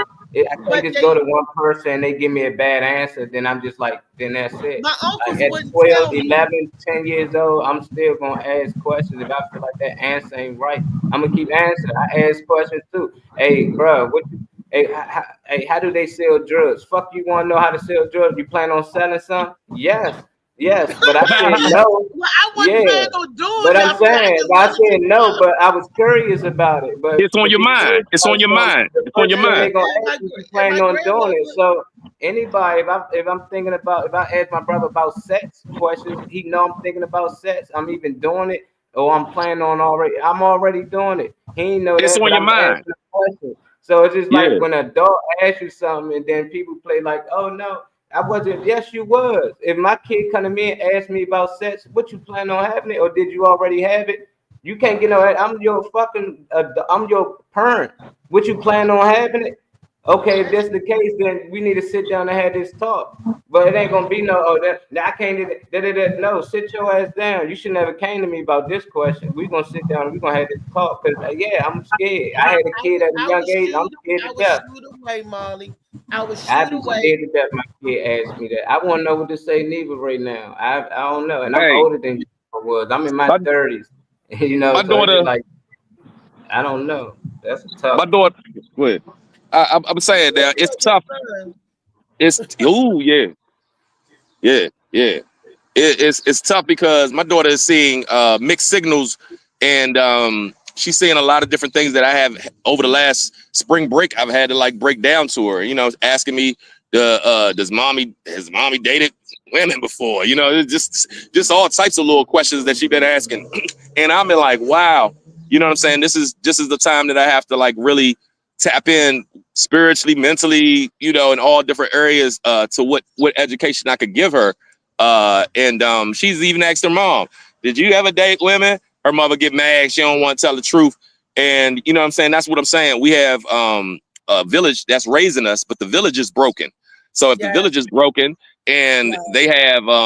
they have no good answer for a 13-year-old daughter asking her, and she's kind of turned off from her daughter asking her that's how parents used to be back in the days. They'd be very hypocritical Yeah. about their areas that they were uncomfortable about, or they weren't delivered in that area, or maybe they weren't healed in that area. My mother, when I remember it was tense in the household with me and my mother at that time because I wound up having to go stay with my father's side. So I had my first sexual experience, little to their knowledge. A girl in my neighborhood came over and just busted in my house and, was being real fresh. And, you know what I'm saying? We wound up getting into it. Now, I had been humping pretty much and having the women the girls were attracted to me. I was attracted to him. I was attracted to older women. I had seen my porno movie. I thought I knew what I was doing. I ain't know. And basically the next girlfriend I really had was for a while was a 14. I'm 14. She's 17. Like I said, I was always getting education from other people, but it's something that, like Molly said, you're going to get a little piece of information from everybody. Sometimes you're going to get misinformed. It was always scary because you're like, damn, my mother had me at a very young age, and then a girl wound up telling me, oh, my period is missing. I'm like 14. I'm like, Oh my well, gosh. True well, do story. we throw a search party for that motherfucker? What do we do to find it? Wait a minute. Let's put a pin in that. Yeah. This is a true story. Well, I that's had female problems. I always had it. I had my cycle at 13. Didn't have it again until I was 16. That's because my grandparents Dang. thought I was pregnant. I wasn't pregnant. I had thyroid disorder. Oh, And they thought, oh, you out there doing this, you out there. They a witch hunt. My grandma was like, you ain't asked me for no coaches. You ain't asked me. I said, I don't know, Granny. It's just not here. She was like, the only way it's not here. You out there doing something. You pregnant. You wow, pregnant. wow. I'm a virgin. My daddy's telling me, you been with a boy. I'm like, no, I ain't been with no boy. Grandparents, Say, well, why your cycle not on? you say you just like Mary and Jesus get ready to come. And I was so hurt because I'm like, Dad, I don't even know what it's like. I don't even kiss boys. I ain't out there messing around. You got the charge without really committing the crime. Exactly. And they was like, you get ready to throw your life away. You get ready to do this. You get ready to do that. And I'm like, I ain't doing nothing. When they took me to the doctor, they found out because my thyroid was messed up and my female problems. And they gave me this stuff called progestin to have a cycle. They had to chemically make my cycle bring it back. That's some different shit right there. That's some education. I think that messed me up for life. That education. The condemnation. Yeah, they taking me to the doctor and they was like, no, she's still a virgin. No, she's not pregnant, but she got other issues going down with her. She got cysts down there. She got, Yeah. But they thought, because they narrow thinking, they narrow mind, not thinking something else may be wrong with this child other than she pregnant. Right. And period. You like you Did they said, apologize? How were they treating you after they found out and was like, oh, my dumb ass, my bad? Nope, they didn't even say my dumb ass, my bad. They were just like, oh, well, we didn't know. All right, Yeah. you go on back at the plane and everything. But Right. in my heart, I was so hurt because I'm like, they didn't trust you. The truth, and not even my grandparents believe me. And they that's think tough. that I'm out there thoughting and hoeing around. And That's tough. Doing that. Yeah. See, that's why I said parents have their I had to forgive my mother and my stepfather for things that they did that I was like, it was this book called Healing Damaged Emotions from the Past. So I got myself together and I forgave my young parents because my mother had me in the teenage years. So I had to forgive a lot of stuff that she did during that time towards me. And that helped me out with the way I looked at women once I was able to forgive a woman who was a child that had me. I was like, oh, that's the reason why she was off that her attitude was this way or whatever, the education, or she felt very her older brother that was like a couple years older than her, he made like 10 babies by the time he was 20. So my mother never liked conceit. She never liked the fact that you might be attractive. Don't use that for evil and just be messing around and breaking all these young girls' hearts. She saw my uncle bring in, my grandmother was very passive. My grandfather would be at the barbershop till 9 o'clock at night. So it was like the kids was just running the house. You know what I'm saying? And he was the one that was making all the babies. He was an X-rated, they called him X-rated Earl Jerome. And he was the stripper on all, like, with Metro Breeze and the boats that they go out on in DC. So he was the stick up boy. He was always in prison, but he always had women. And I was like, I like some of that, but I don't like the prison time, and I didn't like the vices that he was on. But I see men that choose sex as a vice, and it leads to what it leads to. If you do not have your healing together as a young man and the education, you're gonna go out here and make babies, and then it's like after the fact trying to straighten out life. So it's like I said, we have education in school, we get education from the broken Black families, a lot of us are raised out of. And then we wind up making children, and then we don't have the system of the village intact to raise the next generation. So it just keeps on going to me in a foul way. And love wins, not like. So I think tough love to start checking our own self, checking our family and our tribe around us, and playing our part. Because like I said, sex is a gift that God gave us. You should have a seminar.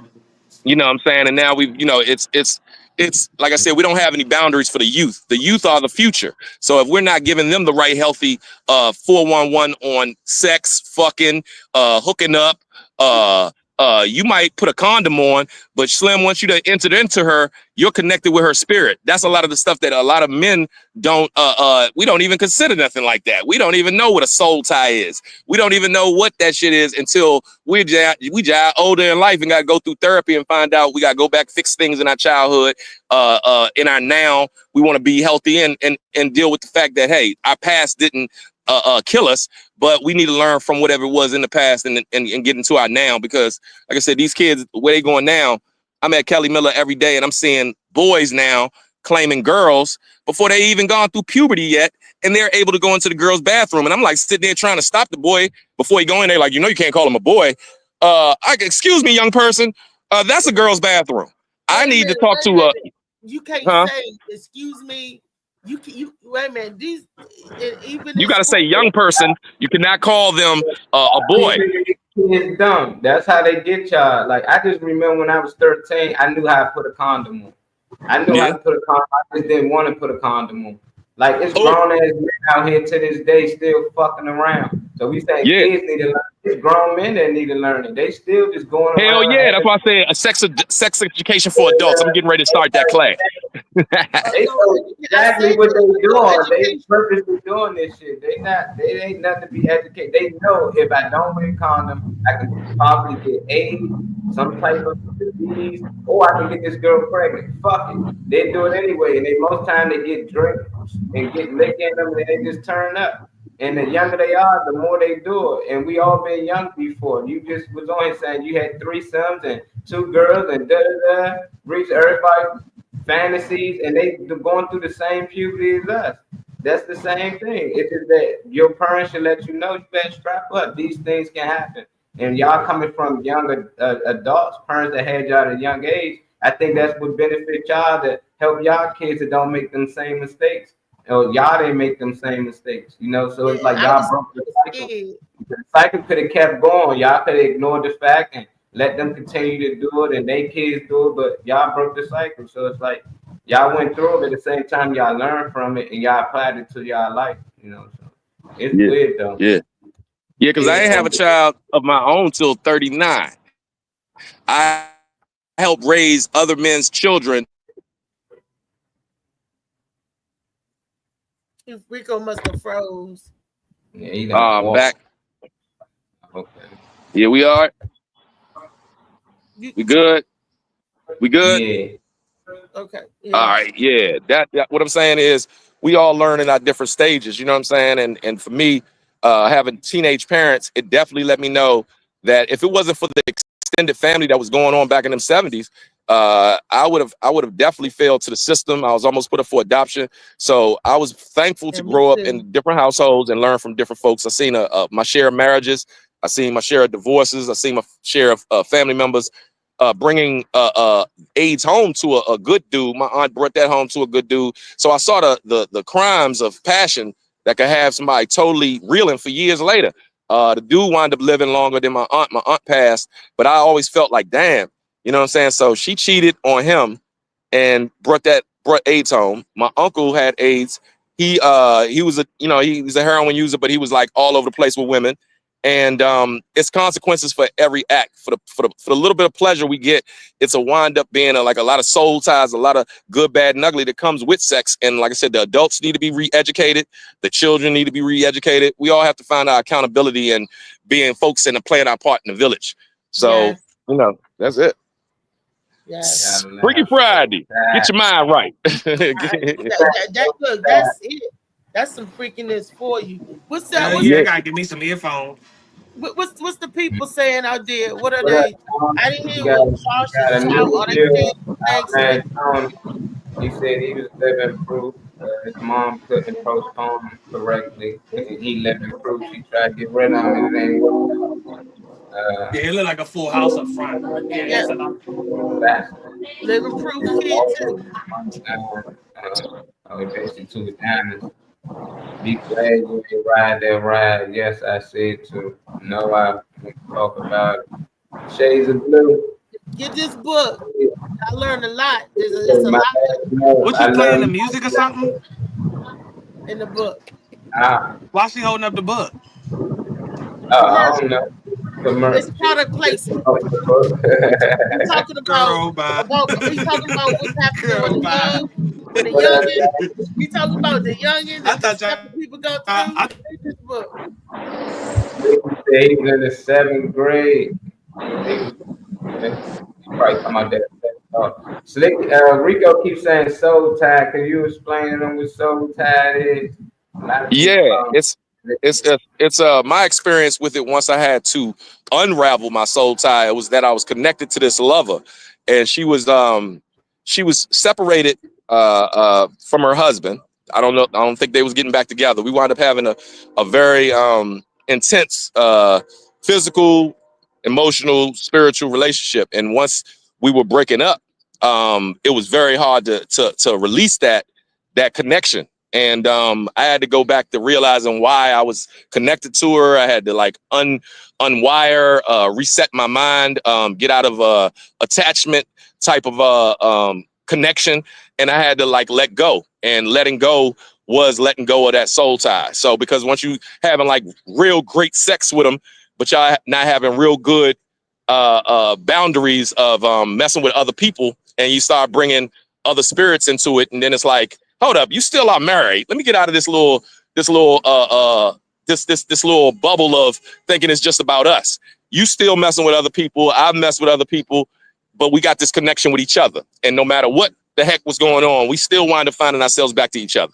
And finally, it's like, sound like he was whipped.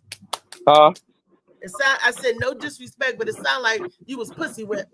She was like, well, the thing is, tied. When you tied, you could be tied up, you could be connected in whatever way. And like I said, she was as well, because it was like we both kept on coming back to the same point until somebody had to be the first to say goodbye and really mean it.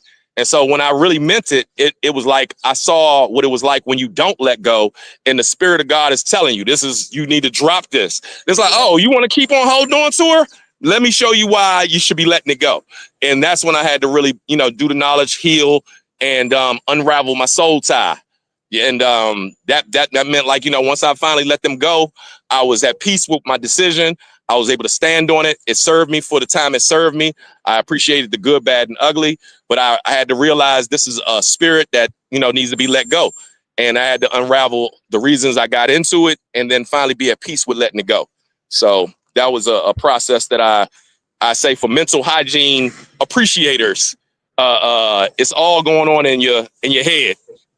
No pause. Big head, little head, both heads. It go on in both. It goes down in the DM. It goes down. Yeah, definitely you get connected. He said in my 50s with a 12-year-old granddaughter and a grandson. Young. Wow. Early. Yeah. If we don't protect ourselves mentally, when we get into it physically, it'll catch us later. What you do physically is gonna be messing with you emotionally and mentally and spiritually after it starts. You know what I'm saying? As soon as it kick off, y'all spirits is linked. Even if you done freaked with 3-4 of them, all them spirits running around in each other is like it's gonna have you connected some kind of way. But what make you keep coming back to that one? Is that because it was a more powerful connection? Because like you said, you freaked other people, but you still came back to that one. Is because the sex was better? It was at the time. I had never been with a squirter. Good old squirting coochie. And the experience was something different. I mean, I was like, well, goddamn. I'm like, well, shit, what is this? And, I had to go and talk to my hairstylist homegirls at work, be like, is that really pee-pee, or do y'all really squirt like that? What is that about? So, yeah, something new, something different that grabs you, something intense, because we both were poets. We both enjoyed a lot of the same things. So we really had a good connection. But where it was messed up is when you're messing with somebody who's already connected to somebody else, and you're building a foundation off of, hey, you already made a commitment to another dude to live with him for the rest of your life, and you now still in the middle of your little contract, and I'm sitting there having all this husband energy, and it wasn't working. It was like, it started off fast, and then next thing you know, you're in this semi-relationship, and it takes a lot for you to get out of it, and it causes a lot of mental. I wind up learning words like gaslighting, stonewalling, manipulation on whole different types of levels. It was like, hold up, I don't mind fucking, but I don't want my mind to be fucked. And that's where you realize, like, hold up, I got boundaries for my mind. You can't be fucking with my mind like that. Because now I'm thinking about your ass at work. I'm thinking at your ass when I'm at home with my child's mother. I'm thinking because I was messing around myself, so I couldn't even enjoy me and my child's mother were. We were already over, but then because my daughter came, I was doing my mindset was to say, all right, well, I'll be moving out at a certain time, and I did my best to leave my child's mother with the understanding I'm not feeling this anymore. I haven't been feeling it, and then I wound up meeting this person before I had totally moved out of the house, and it wound up becoming an affair. And then because what's done in darkness, they come to light. So then my child's mother was embarrassed. My child's mother was very upset. She found out about it. Her kids, my lady friend who I was messing with, her kids overheard us messing around one day. I mean, the mom was just talking mad shit while I was in bed with her, and her kids found it. So it was like awkward for our entire unit, her house, my house. It was like all this because we like to fuck, and we could not be totally just an exclusive couple. You know what I'm saying? The kids were mad because that was their stepdad and they still had connections with him. And then here's the new guy and he tearing it up because they done went to go play basketball and came back to get the key from mom. And they hearing mom saying all this wild shit. So then they looking at me sideways, giving me the side eye. And then my child's mother, she seen her pictures on the computer in my phone or something like that. Next thing you know, so the price of that little bit of pleasure wound up hurting a lot of people. See, Yeah. y'all wasn't clean. Y'all, but I said you and that lady was being dirty. Y'all didn't come together clean. I was always told that if you start off dirty, it'll never last. It'll never be a clean relationship. You should Angel with dirty wings. Angel with dirty wings now knows. Angel with dirty wings now knows. And that's proven to be true. When you freaking sneaking, it's not going to, you know. Yeah. Like, wow. Forbidden fruit has caused many a bad jam. Forbidden fruit has caused many a bad jam. That's the bar. Out there hurting folks. I mean, What like, up? What up? tell Shout me out, just popped in. before you go cheat, please. What's going on? Let Top me, of the morning, let me my good know. people. Take shout out. Ask him the question, Molly. What was the question? Y'all done took it somewhere else. I don't even know what we at. Y'all we was asking where'd you get your education for freakism? Where did you get your freak education? What's up, Shout? I don't even remember. What's good, Trey? Nah, I Ain't remember nothing. it was saying where did you get your freak education from? Because that's going to start everything in your sexual life. That's why I wanted to know this morning. Something else about like transfer energy. That's what I asked. Oh, okay. My So bad. you was saying that you went on about, you got deep into it. Soul No tie. pause. He was supposed to explain what a soul tie is. See, well, I want to share, and then we can just talk about that. It's the same thing. It's just a video on what he was just talking about. The Lord. This was very, To me, it sounds like pussy whip versus soul ties. Like we get women get dickmatized. Oh, it's a different level. It's a different level than pussy whip. You might just like to hit that shit. Soul tie on some whole you are shit. exchanging energies, your energies and that person's energies in you. So, do it with clarity if you're going to do it. And Simple it as can that. really fuck up your head. Like it Absolutely. can mess you up if you're just sleeping around with multiple people. Also, the spiritual aspect of sex is they say that when you choose to have sex with someone, you're accepting all of their karmas as yours. Yeah, absolutely. It's a sacred thing. We see it as pleasure. Come on, I'm not going to try and be a saint over here. For most of my life in my earlier days, it's seen as pleasure, good bonding and stuff like that. But today you see it as a very sacred thing. You are giving your energy to someone else. Someone else is giving their energy to you. And then you go home and you have sex with someone else or your partner and stuff. There's an energy mix that's happening that can emotionally affect a man and a woman. Yeah. They speak a little different, but I understood them. See, and y'all be fussing at me because I ain't taking off the shelf. I haven't found nobody that is going to give me that good energy. Girl, stop putting yourself out there. So somebody respond to you. Because, girl. We talk about transfer energy, You see how, do you believe in that? He said that having sex with somebody, you can take on all their karma and everything. So having multiple partners is bad. You transferring that energy back before you taking on their energy and all the energy from all these different people. And you taking on their karma. I never had a chance to have multiple partners. I never had a chance to have multiple partners. I mean, I could have did, but I haven't done that. So I don't know. Now my partner done went out there and cheated and has multiple partners and brought all this chaos back because they was feeling some kind of way about what they did. And I'm like, what the hell is going on here? Then they're like, why do you love me so much? I'm like, I don't know. That's because they was out there doing wrong and they was conflicted and they brought that negativity to me. I'm like, I don't need that. Don't want that. See you later with it. Stay away if you know you dirty. Angel with dirty wings, fly away if you know you dirty. Don't bring the dirt home to me. I don't want to deal with it. Now, hold up. Now, the Angel with Dirty Wings is like a name that I got. It was like one of them situations where they were saying it's a little bit of evil in the most good, a little bit of good in the most evil.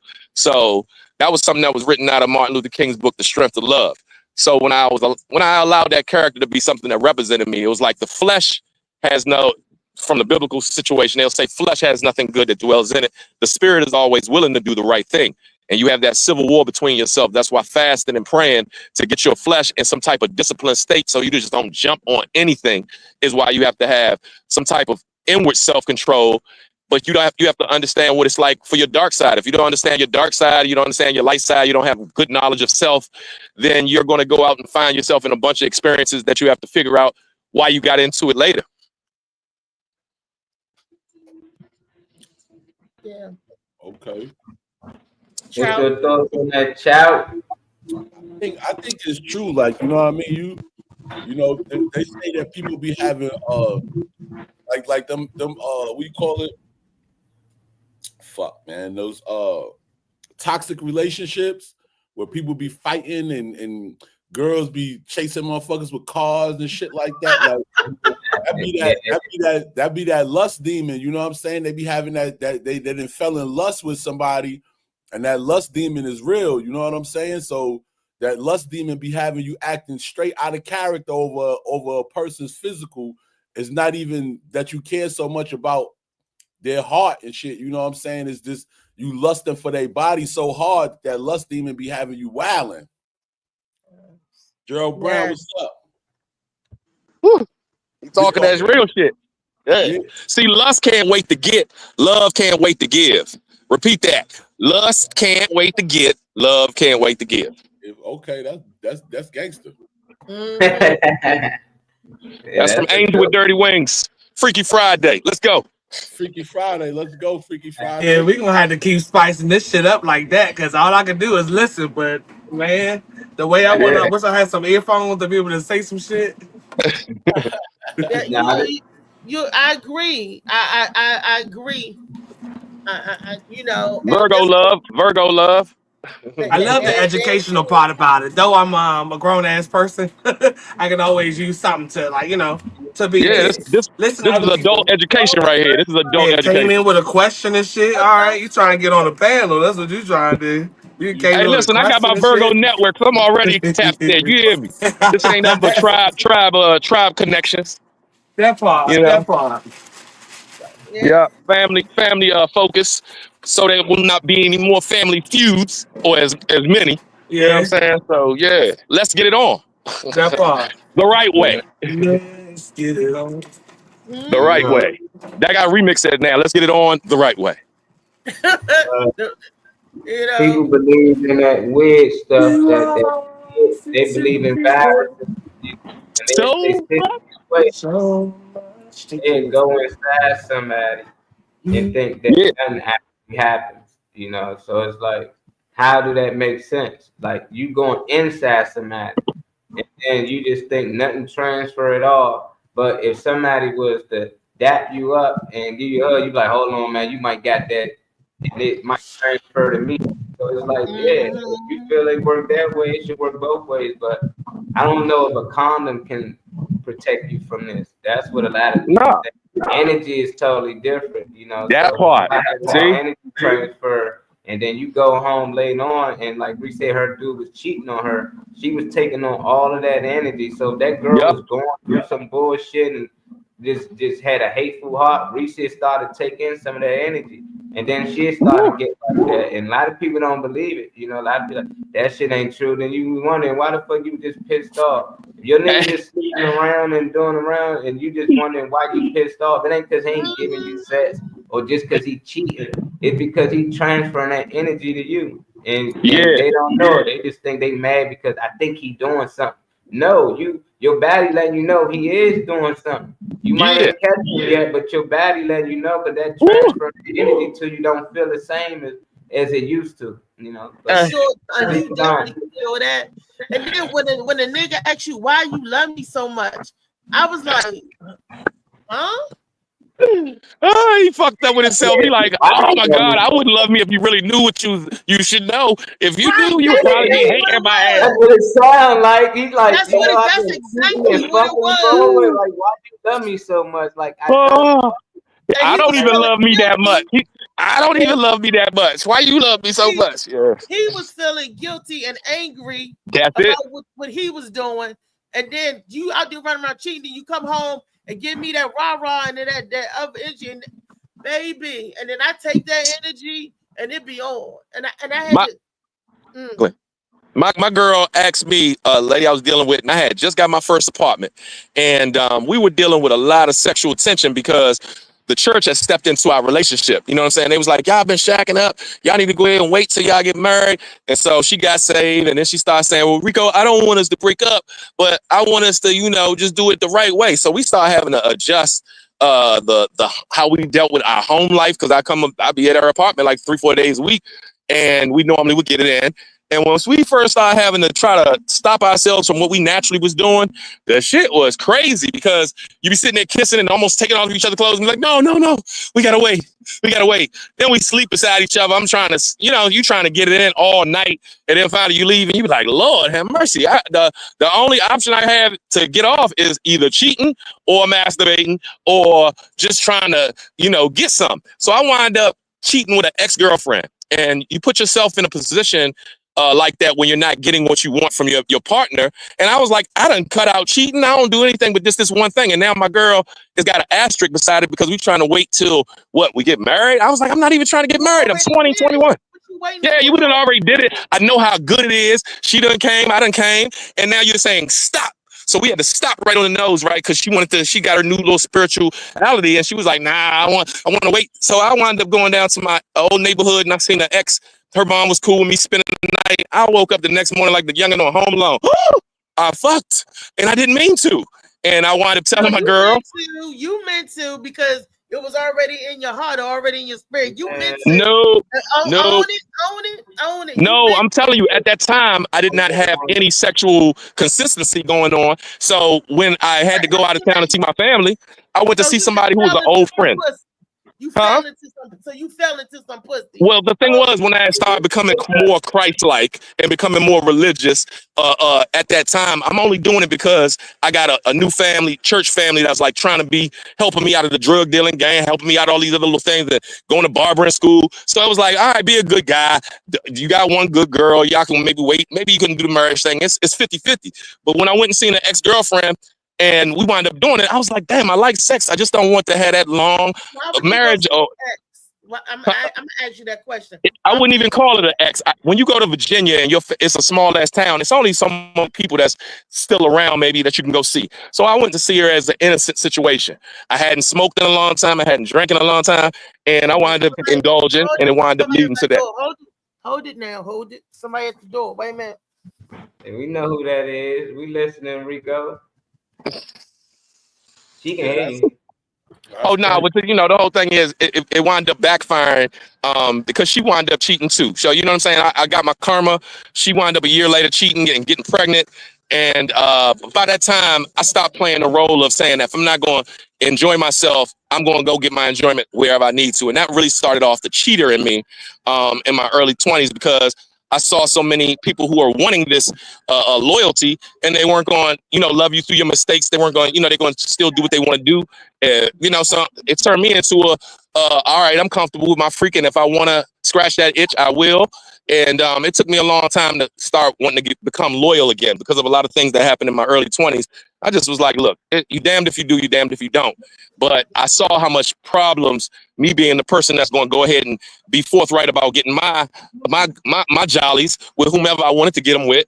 And I saw what collateral damage it kept on doing in all the relationships that would take years to undo or to get back at peace. So I was like, you know what? I'm cool with with everything. I wound up having to work on myself so much to the point where it was like, you know, the consequences of what it is your weakness may be, and that might be sex with a sister, a new sister.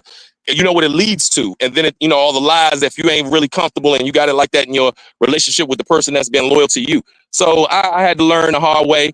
Do unto others as you want to be done unto yourself, and to get a lot of those appetites that you were able to take care of, they served themselves. I've had my experience, and that's one of the beauties of getting older, because I can look back on it and say, all right, that was cool, that wasn't.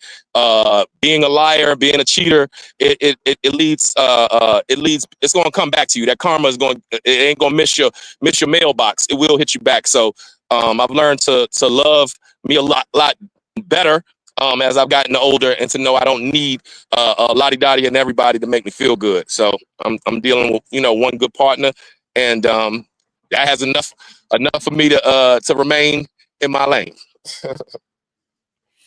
That's what's up. Okay, I missed the rest of it, but Did you own it? Did he own it? Nah. I owned mine. I owned it. Yeah. I put myself in that situation. Number one, I learned from you can't go to the bar if you're a recovering alcoholic and kick it at happy hour every day with your homies. You Right. can't, if you're trying to be on sexual abstinence, going to the strip club with Molly and T ain't gonna be the best thing for me. So I had to learn from trial and error. You know what I'm saying? You put yourself over there with a friend that you used to have sex with, and you dealing with your lady who y'all trying to be celibate. That's a no-no. Right. Because it led to her doing her thing a year later and see me being honest and telling her the truth. I was like, well, goddamn, what if I'd have never told her? She wouldn't even know. So after that, that made me say, I ain't telling on myself. You gonna have to catch me if you can, like the gingerbread man.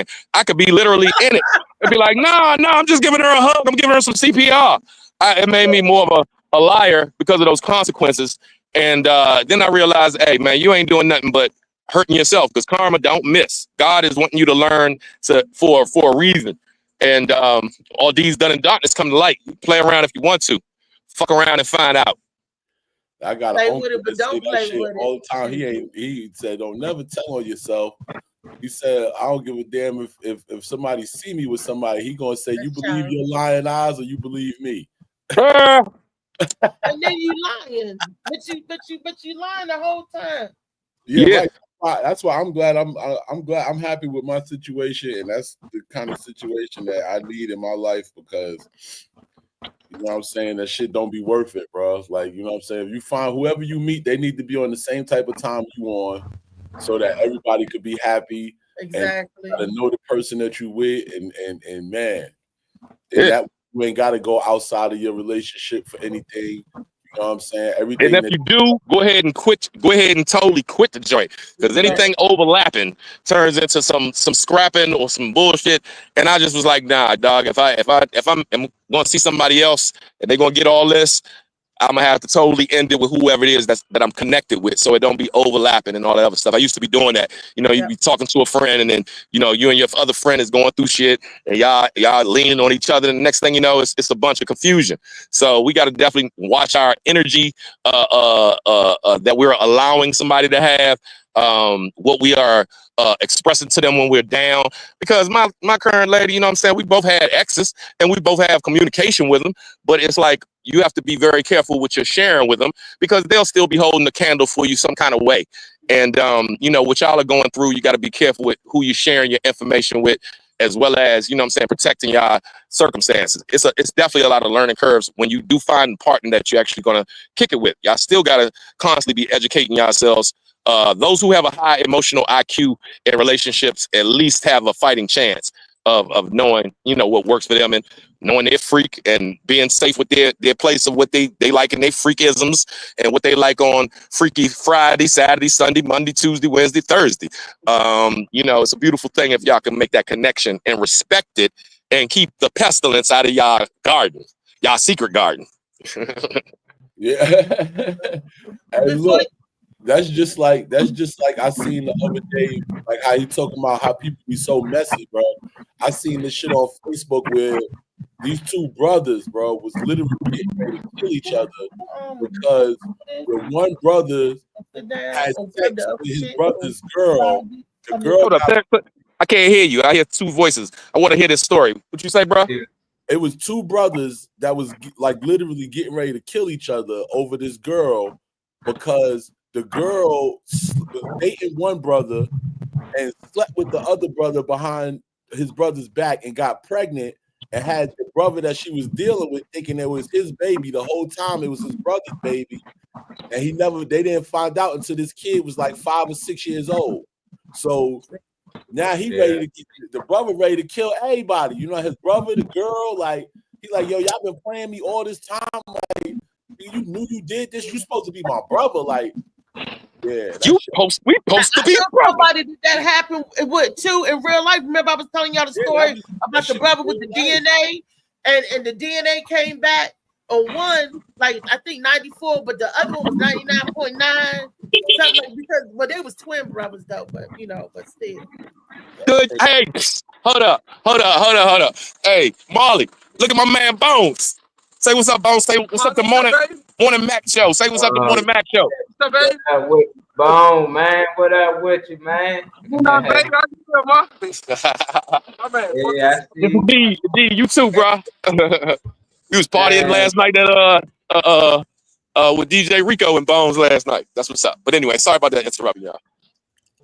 No, go ahead. I was, Chow said that the man found out and wanted to kill everybody. Yeah, that's That's like, crazy work. Crazy work. Messy, like people be so messy. This young girl, she liked both of the brothers. Like she had a lust for both of them. You know what I'm saying? So when the one brother was gone, you know what I mean? When the one brother, Weezy Wee, hey Weezy. When the one brother was gone, she took the opportunity to sleep with his brother. And this dirty dude, like, my brother would have never do nothing like that. You know what I'm saying? And if he did, when I got back to the crib, he gonna be like, yo, man, get rid of this broad, man. She just let me hit. Yo, that was supposed to be a bro code right there. Because if a man did that with two sisters, they'd be like, oh, he was the worst dog in the world. But we watch Paternity Court every day. And we see a lot of these babies, like I said, made through fucking. But the circumstances, how people get to connect with each other. I mean, it's no loyalty in some people, period. And you know what I'm saying? That caused a family generational rift that's going to go on for that boy's whole lifetime. You know what I'm saying? Is he my uncle? Is he my daddy? I don't know who's bringing more mess to the table. I don't know who's bringing more mess to the table. Uncle Daddy. Uncle Daddy, right. It's mama's baby, it's papa's maybe.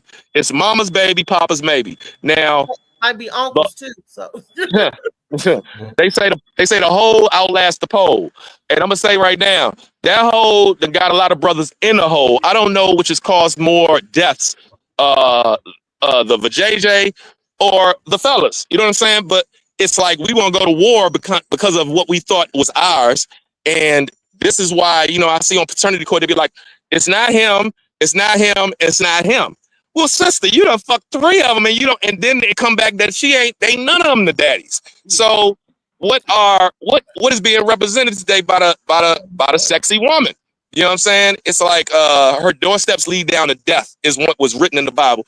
Hell have no fury like a woman scorned. So when you got these broken women producing broken children, toxic relationships, this is why our future is looking crazy. This is why we got the music sounding the way it is, the TV, the Tyler Perry's, the whole 9 yards. They cater to a lot of the situations, and we're seducing you to think about toxicity. We seducing you to think about fuck shit. You know what I'm saying? And it's a consequence for it. I'm gonna put a pin and I'm gonna say something. I disagree with some of that, and I'm gonna tell you why. Because when we were young, we was out there wilding and doing shit. We might have been broken and doing shit. But as you grow older and know better, then you supposed to do better. The problem is people ain't taking accountability for their bullshit that they did in the past. They going back to say, "Yup, you know what? I fucked up. I was wrong. Let me try to correct what going through." Instead, they're trying to cover it up and cover dirt on it. And when you try to cover up and cover dirt on it, when it comes to the light, that's when it ain't doing nobody good. As adults, as what I know now, I can go back through whatever I did and own that shit that I did because I did do it. If I was out there horn sleeping with 3 or 4 dudes, I would say, you know what? I was out there horn sleeping with 3 or 4 dudes. I'm not sure who your daddy is, but I got a good idea. I think it's that one. But instead, they want to pretend like they angels, or they never did nothing, or they squeaky clean. They ain't got no dirt on them. That's where the bullshit and inconsistency come in, and you trying to raise a child to be a good person. Bitch, you ain't even a good person. I thank God for the Reese shows. I thank God for the Reese shows and a lot of other women who are coming out on platforms and holding women to a better, higher standard of accountability. Because Lord knows through the 90s, they was like, oh, men's a dog, y'all scrubs, y'all this, y'all that. And it's like, well, goddamn, we got feelings. We got whatever. We hear soundtracks of women just throwing shade on dudes. But it's the light in us that gets motherfuckers to want to throw some shade on us. So it's like, all right, now the shade is being thrown on the women. And that has been about the best way to have them see accountability is needed on both parties. Because if it can't be mama's baby if mama ain't doing nothing. It's papa's maybe because she got a couple of them in the cut. And nobody is holding the woman accountable. She ain't been held accountable until like really, I'd see social medias, I forget the sister who be like, women chronologically are just, I think, Shahrazad Ali or whatever it is. Shorty, she an auntie that be in the hood that be telling the sisters like it is. And if you don't have some real women that are talking about it and holding other women accountable, the women are supposed to be the teachers of the other women. The men are to be the teachers. The OGs are to communicate with the young men as well as the whatever it is.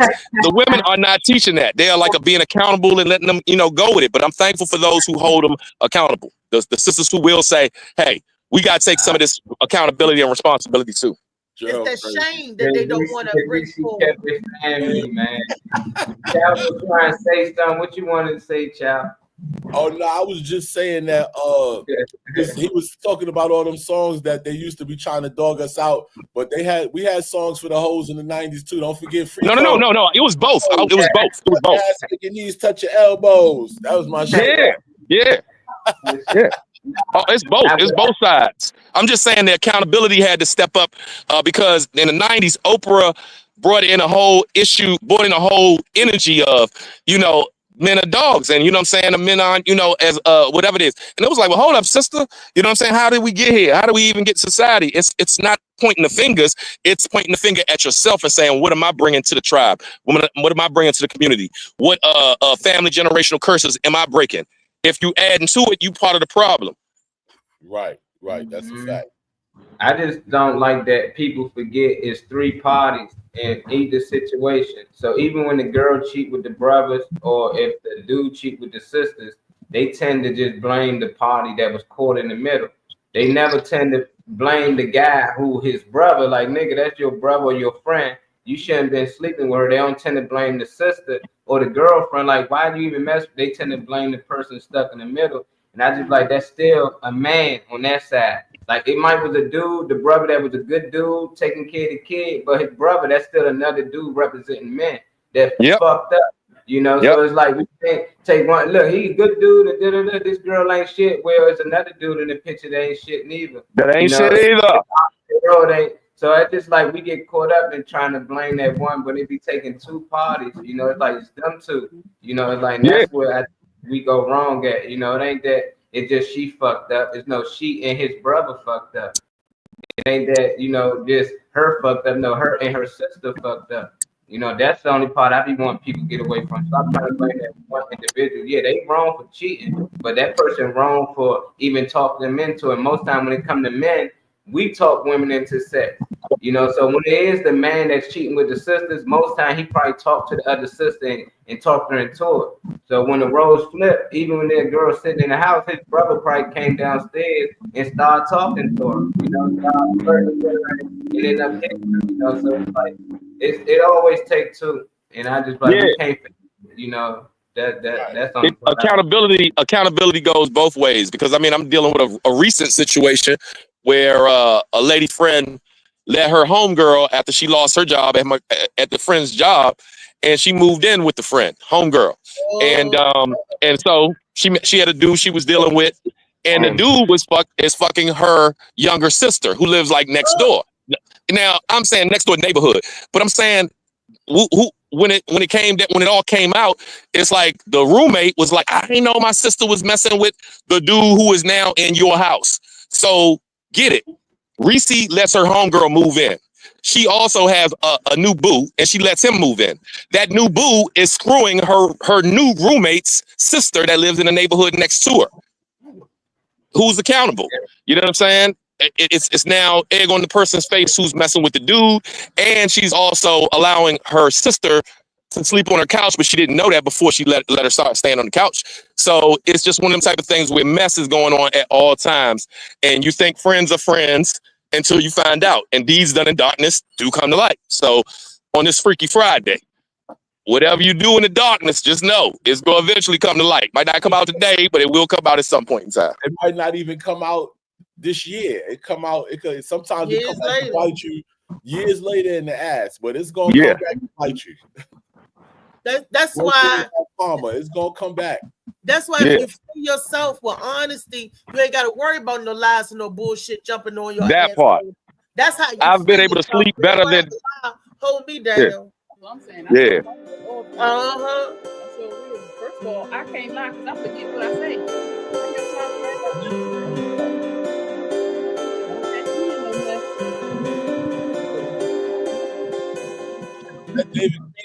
Just letting y'all know David Green popped in. That's all. DD. How you We doing, had man? intro music. Damn, David Green came in with the intro music. Yeah. Why I you thought late? You didn't work last night. Why you I late? had to take care of some business. So I sent Molly a message. Tony coming late. Oh, okay. That was. I like that. David Green got his own music. And look, speaking of music, that y'all heard Slide in my DM. I've been sending it to everybody. Hey, slide it to me. Slide it to me. You slide in my DM. I mean, it's nice. Damn, I should play it on the speakers or on the big speaker. I be listening to his this new thing he doing, this new project. He got the brothers on one of it. Y'all gonna like it. Y'all gonna like. He got Rico and Neil. I mean, Nico. That's the name of the boy, Nico. Who you gonna let slide into your DMs, Reese? Huh? That can't be your favorite song if you ain't letting nobody slide in the DM. Didn't you just hear that boy talking about transfer energy? I gotta make sure your energy right before I get all of this all up on you. Oh, I gotta no. make sure Hey, Biggs. Make sure they're right. Ain't gotta beat nobody up. See, because I don't want to casually get out there and screw David Green and all that energy with the stinky coochie and the girl beating the people up. I don't want that energy. When your battery is low, Reese, you gotta take whatever energy you can get. Woo! You need to charge up. Drop the mic. I charge up every day. I put it in the freezer. You know how you take a battery and you put it in the freezer to save the energy. Woo! Got to warm that thing up. Preserve that thing, Reese. Look, it's ready too. It's ready. I hear you, baby. So when I take it out the wrapper, out the cellophane. That's right. That's right. Dave, I got the woo. Child know about the woo. See, that's the magical. That's right. It's vacuum and it's waiting for the right person to rip her open. Rip me out the person because I'm feeling brand new. I'm waiting for that because I'm waiting to be ravished. Wow. I pray that God sends you that right one to ravish that. May he be the exact thing that she needs. May the universe and God hit you with all that. Back blowing, good soul, good spirited, right companionship. Gotta pray it up. There you go. Give me the right one so I can. Let's get it on with the right one. That's all. Let's get it on with the right one. Yeah, not one that's worrying about braiding your pubes, and not that one. They can't braid the pubes no more. I cut that down. See that? That's crazy. You ain't gonna get that. That's cut down to a nice level. It's active lift. So I ain't worried about dreads growing long as Molly's hair. I ain't worried about that. That's crazy. Going down to my ankles and knees. I ain't worried about that. That's a good thing. Cleanliness is next to godliness, they used to say. Yes. It was always clean, but it was just growing long. The grass grew too long. So I had All to get right. the grass cut. That's all. That junk was growing. All right. Maintenance. That junk was growing dandelions and junk. It was growing dandelions and everything. Lines. Could have heard. You could have hit Ursula in that grass. The comments, see, look, this is I said I can't never read the comments from my side. Oh, you see that? And we see right here, she's the witness. How I get comments from my side?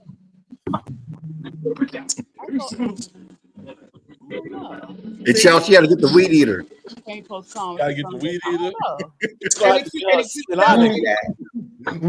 ain't got nothing else. Oh wait, hold on. Here we go. No, it's not that. It's this right here. It's the thing in the way. So you gonna have to scroll. That's see. It don't let me do like y'all. He had tech support this morning. Yep, this is my tech support, and my tech support is letting me know. See, you like even when you move with the mouse. Tech support is saying that it's broke. It ain't me. I told y'all thought it was me doing stuff.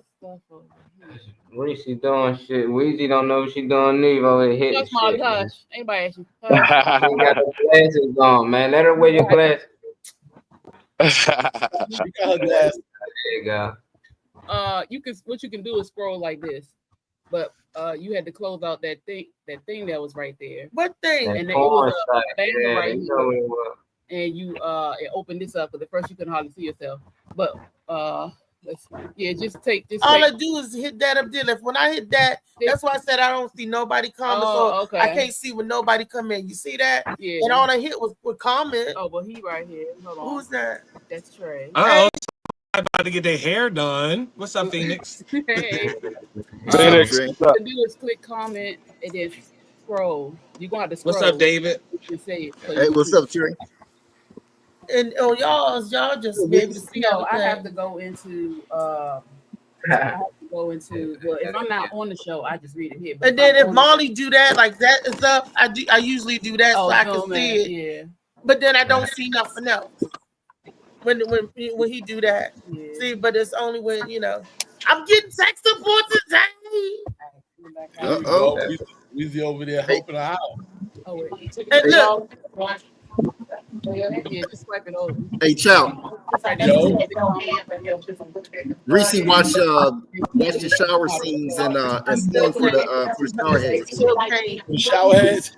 And then I don't see nothing else. Yeah, well then don't worry about that. Don't worry about that. And don't worry about the comments. Yeah. Weezy told me don't worry about the You comments. people don't move out the way. It's not letting me see. Wow, what's wrong with the comments? No, she can't. She's trying to see the comments while she's on the show. And when she's looking for the comments and has to zoom in, she can't see y'all. So I just told her don't worry about it. Oh, okay. Yeah. That way she can see y'all.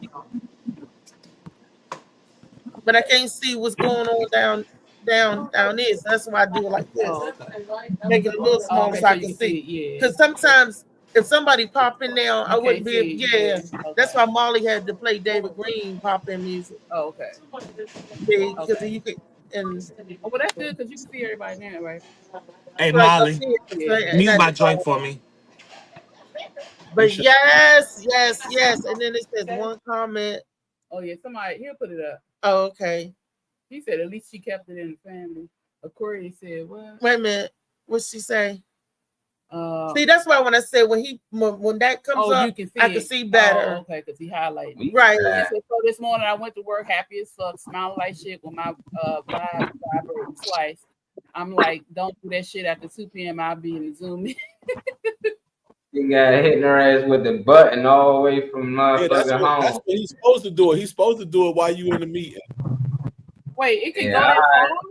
That's crazy. How Yeah, far they got can it that go? black shit. But Bluetooth, how far can Bluetooth go? How I far wonder how safe that is. Like, is that safe? sitting in the parking lot messing with me? Like, it's sending a signal all the way from there to you, and it's in. I don't know. I would say He probably pulled up on her. shit, man. Well, she said no, that he probably would just to be funny, pull up on her and zoom it and then run off. Pull off. He usually drive by, drive by, come around. Yeah, Pop him real quick. that's some shit for That's the the million. love of the president. It's gonna be to evaporate. Girl, be able to hit your shit from a distance. And you be hitting your coworker and shit. You wonder why they fucking the coworker. You keep zapping them at work, they getting on it. Like dropping patients and everything. Like, let me help y'all out. Oh. Coworker walking that junk, you good? Let me help you out. Broadband. Look, be like David Green said that he was on the floor moving like a roach, like on his back, just kicking. Like, what's wrong with you, David? He was telling me he done smoked the cigarette. What's that? Amber that stuff with the teeth. Orgel. Orgel, yeah, cigarette with Orgel. He talking about he laying on the floor kicking. Yeah, I said I was like a roach. Yeah, I said I was on my back like a roach on raid. Yeah. And Jenna hit you. Okay, this is the question that I had today. Is Rico with us? Rico, I want you to hear Trey. I want all of y'all to hear this. What is raunchy? Your definition of raunchy love or raunchy sex? What do you consider raunchy sex? Raunchy. Raunchy. Raunchy. Raunchy. Whoever want to go first, you go ahead and take that one. I'm still thinking. Put it on Do mute you and let consider you hear. raunchy sex? Oh, that's like when I put my boot on the back of somebody's head. Them No, tans. you don't keep that boot Damn. on the floor. I think that Them tans. I think that raunchy. I think your raunchy mindset or relationship is the ability to take it there if you want to take it there. If something random pops up, y'all want to do something wild, spontaneous, like the mindset of being down to do whatever with your partner, your woman, or whatever. You know, that's what I think raunchy is. You're freaky when you actively Yeah, doing it, but you raunchy if you had a mindset, in my opinion. yeah, yeah. I'd say definitely. Let me see. When I've had my share of raunchy, it definitely would lean on the spontaneous anywhere. Like homegirl might want to, give me some fellatio at the light, or you know what I'm saying, pop off and just run over to the park while it's after dark and go right there in the park. I mean, you know what I'm saying? Things of that nature, coming up to my job, hitting me while I'm working, on my lunch break. And just look, it ain't about the romantic. It's about the straight animal instinct. The lust part. That's giving Yep, it to it's lust on steroids. Because I love when I was with my boo face, like Aquarius to say, when I had my boo thing going on, I love being raunchy. I love Okay. coming up for You were his in a safe dog. place to be able to do that. I just love that. I take him to his chemo. I had never had no boot on my neck. Shot. We might have to talk later. Y'all need to keep the boot in the club. I thought raunchy was smelly junk. Raunchy. Huh? Well, I thought raunchy was smelly junk. That's what I thought. No. Oh, that's what the other day was raunchy for you. Oh no, let me read the definition for you. Okay, the first part is earthy, vulgar, and often sexually explicit, especially of a person or place of necrosis. So what they say, an example, a raunchy new novel.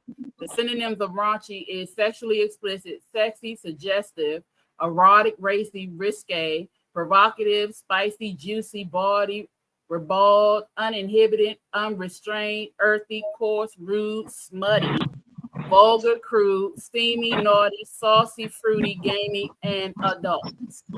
Yep, that's popping out anywhere. and if somebody could smell raunchy, that means you smell like some saucy, fruity, gamey sex. Like you just had sex. It ain't say nothing about smelly and raunchy.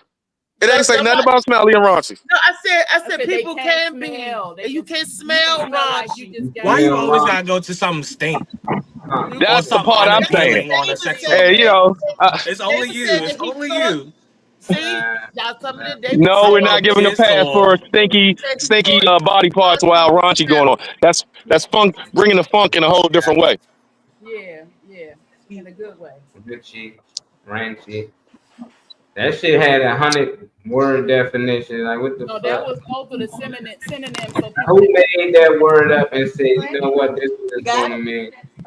It's like they just took everything out of that motherfucker and start throwing shit. So you could be a raunchy stank hoe. You could be stank and hoe can always got to be involved with some piss. That's what I'm saying. That's what I'm saying, Trey. Come on, man. We cannot keep giving these passes for this funky. No. That does not constitute. That's funny shit.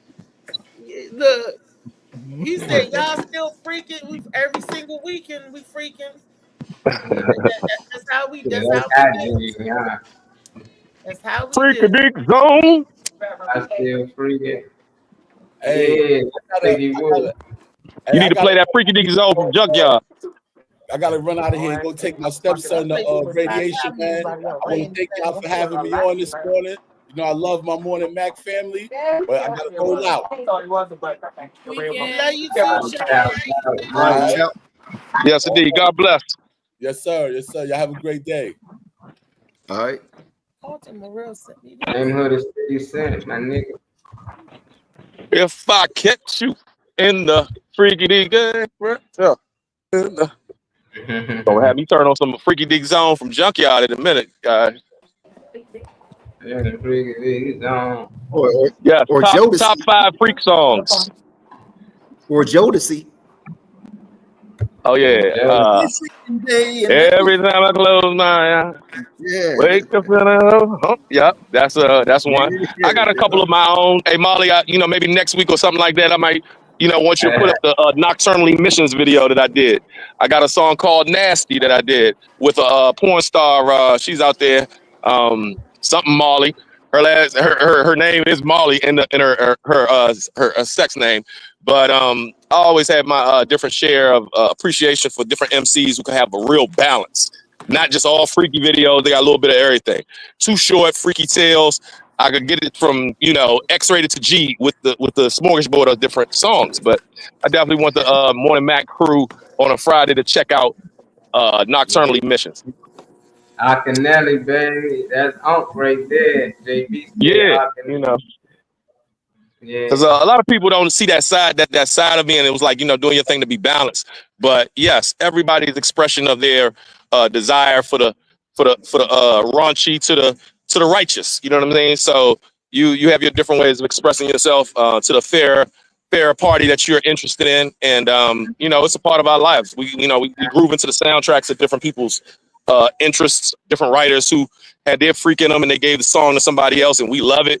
Don't even know, where it may have came from, but we love that song. You know what I'm saying? So we got our guilty pleasures. Feel no shame in my game about my freakism at this stage of my life.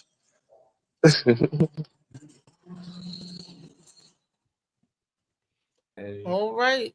Well, we've been. I can't. I don't have it in me to do a 3-hour show.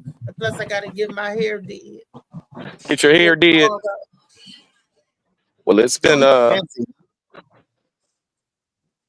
It's been a great. I didn't even 2 hours and a half.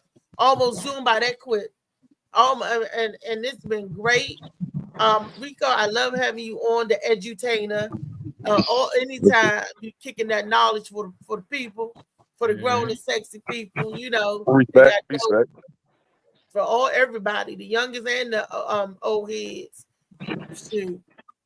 Yeah, I've been off work for like about a month. Took a vacation, then spring break, and then get my my license and stuff straight with my job. So I've been having a pleasant extra vacation. So I was able to do this because normally I'd be walking the hallways and couldn't do nothing but kind of look at y'all, might say good morning, but I was able to join, and I've been able to enjoy it last week too. You know what I'm saying? So we've been having the time to be able to get the Morning Mac.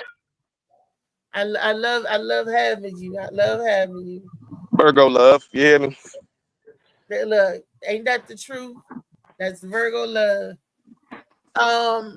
Anybody got any shows coming up this weekend other than Saturday, tomorrow at the Baltimore Cultural Arts Center?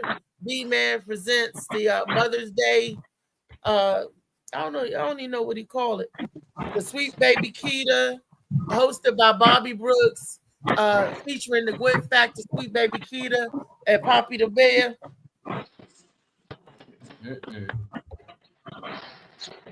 That's what's up. That's what's popping.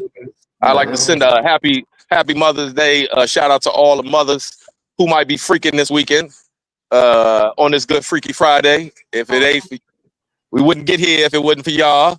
So salute to all the sisters. We all came from a woman, got our name from a woman, and our game from a woman. God bless all the mamas, baby mamas, and mamas. Yeah, why do we hate our woman? Right? Read the other part.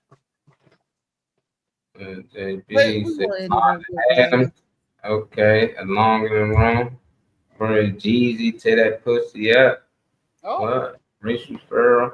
But no, I need some nasty shit attitude adjustment. Well, who the hell said something about Yolanda Adams? Ain't that gospel? You can't sit there and get free. Yeah, that was JD, man. Talking about long in the room. Oh man, he getting it into gospel. No, well, I did that by accident. My grandson, that's crazy.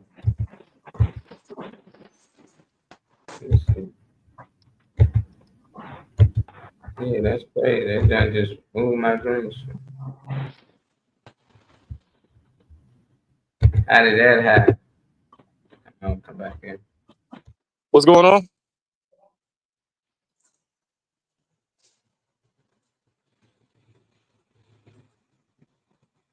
I think we are we on mute? I'm not sure. Freaky Friday. Freaky Yes. Friday. David Green, you got anything coming up? The only thing I have is that 4th of July show at Mezzo's in Cumberland, Maryland. Doors open up at 6, and show starts at 8. That's all I got for right now. Oh, I thought so. Mezzo's. I gotta get down to Mezzo. We gotta see Mezzo's. I don't think I have anything. I can't think of that off the top of my mind. Oh Lordy, it's just been a great day, a great show. Yes. My mind is a 50 million places right now. Y'all don't even know the half. But It's all good, Shawty. You got your work done for the day. You know what I'm saying? Delivered yours to the masses. Hopefully they got edutained off of Freaky Friday. It ain't just all fucking and sucking. It's definitely getting your wellness as well. You know what I mean? Because we trying to teach them how to fucking suck. See, that's it. You gotta fucking suck in the right way and a responsibly way, and let you know that fucking suck don't stop the energy from flowing. You can fucking suck it. It's one aspect. That's just the physical aspect of it. You definitely got to have accountability for the mental and the spiritual afterwards. The mental, the physical, and the metaphysical. All of that. Because you feel like you're coming up short if you don't get those areas covered. Or you can get the short end of the... Yeah. Yes, indeed. For a little bit of pleasure, it's a whole lot of woo afterwards from time to time. So definitely enjoy it. But no, it comes definitely wise. Comedian competition up. Yay, chow. Did I just say next Thursday? I'll be What is Gatlinburg? next week, yeah, Thursday. Gatlinburg. Next Thursday. Yeah, Gatlinburg. Next Thursday. Tennessee. He be somewhere out there. I can't Later. see.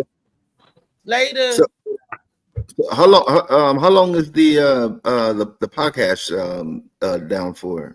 Is it? He be Josh Preston be back next week. Josh is on his great vacation. Right. You said who? Right. LA Josh Preston, the podcast. Hiya. That's my hiya guy. Give me back. A couple days ago, I found myself being jealous for the first time in my life because I'm not a jealous person. But yeah, I'm not a jealous person, person. You know what I mean? It is what it is or whatever like that. But you know, I've been using this Batana oil, and I keep telling everybody in 6 months my hair is going to be like Molly. Yeah, but coming nothing. It's like getting worse or whatever. So I'm at work and everything and the dude that I told that to, whatever, he was just like, you're like, how's that Batano? I'm like, you know good and well with the you know it's been over almost a year, and you know what I mean, I still got this spot here. This bad boy got some nice locks, and I was like, David, why don't you just invest in a unit like a lot of these older men do? Get you a unit and put up there. No, you ball head with the bed, man. Just go ahead with the ball. As the barber, woo. I've seen a lot of men try to hold on to what's not growing anymore, and we try all these products and try all these things, and it's something. Yeah, it's I've seen the brothers try Rogaine. I've been cutting hair for 25 years, and I've not yet seen any product that I can stand beside that says it'll have your stuff growing all the way back. It definitely is something where getting in tune with the health aspect, and Molly would probably be good with that on different things that can help stimulate the growth and hair follicles and all that other stuff. On your head, try that. They use sea moss for your hair, skin, and nails. Molly, would you prescribe that? Oh yeah, I got it. We so anybody wants the moss, they can start putting their orders now, or they can get it tomorrow. But all pre-orders 4 for $20. Other than that, they 4 for $25. You know, but yeah. No, but I'm saying, is there any truth to that? If he put some sea moss, will it grow? Yeah, I mean, it grow and strip your hair, but I don't know if you gone bald, would it grow your hair back? I don't know about that. I have to see. Because everybody know they're not trying to grow their hair. They just keep it shaved. But they do say they got to fucking shave their hair more often now. That's the thing that, so they don't like the fact that sea moss make their hair grow a lot faster and stronger. And it's growing in spots they usually don't get hair. So I know that for sure. Like Hakeem hair grew a lot. You know, Hakeem, he had to like bald head. He wanted, and he got cornrows now. You know, it's been about 60 months. He can get braids and all that shit now. So that's the only person that I know that things work for. Okay. Well, now I'm going to be taking it again, and I'm not interested in growing mine, but I kind of know what you're talking about because I shave mine, once every 2 days maybe. And so that will be a situation that we're going to just say, let's see how that works. But everybody has the different things that they need to, try or attempt for their own need. But, Molly, you being hair, Rico, they take the sea moss and put it in their hair as conditioner. Interesting. That's what I was going to ask. That's why I was going to ask when you were talking about the sea moss. You're talking about intaking it. You're talking about, you know what I mean, like. Yeah, they do both. Like you got people that intake it, that'll help along, but you got people that use it for their skin and they wash their head and stuff.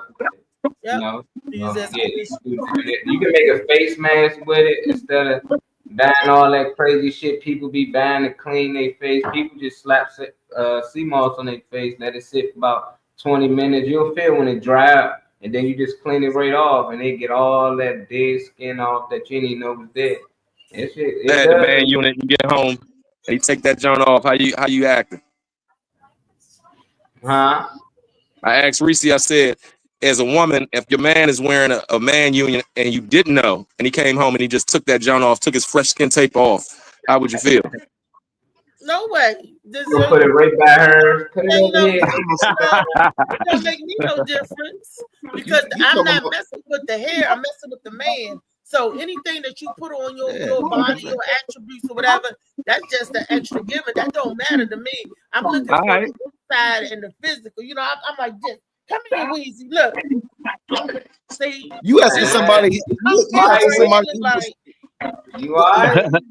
All right, Phoenix. I want to get another woman's opinion on this. Phoenix, how do you feel about that? If you didn't know, and you happen to have a dude that he came home and he just took that joint off like he took his hat off, like bow. You know what I'm saying? Oh, I'm silly. I will bust out laughing. And I'm like, why you ain't say nothing? But I'm like, I'll help you put it back on when you need. Stuff like that don't bother. Look, I cut my hair all the time. I mean, it don't even bother me. So that for me, that would be funny. I like bald-headed men. Hey, you know what I'm saying? You gotta be comfortable. You got hair, you got bald head, whatever. You know, right? I'll just laugh like, let me clean your little spot up with your bald head, and I'll help you put it back on. Stuff like that. I'm not superficial. I don't care. Yeah. Now, see that y'all are two different types of ladies that actually have that a better appreciation for it. But the average baseline, real judgmental, harsh, talk shit about you. I work in a salon, you know what I'm saying? So it's no filter. They will go there. So women have been benefiting from wearing hair hats since the beginning of time. Hair hats, got all type of wigs. But now that I've seen it over the last 10 years you see it on all these reels, they'll show the brother, they get a skin tape around it and put that thing on there. Next thing you know, you're looking like a whole different person. So good. They are so talented, like you can't even tell. And they'll take all the way up here and make it a season. I mean, it's so nice. Yo, I ain't even gonna lie to you. I was like, dang, I said, as a barber, I want to basically give people that opportunity to do it. Yeah. I'm writing. You want a piece of hair? What a piece of hair, just like right here. That was like $100 or something. I'm paying $100. No, it's more than that. It costs Rico. How much do that cost for a man to get a I piece? actually don't know. That's what's like kind of crazy. I have nobody that I've really reached out to that is doing it. That's in my barbering world. It costs. I'm about to find out. It costs. I know. Let us know. But it's nice. It's nice. It's a unit. Oh, child talking about make a sea moss do rag.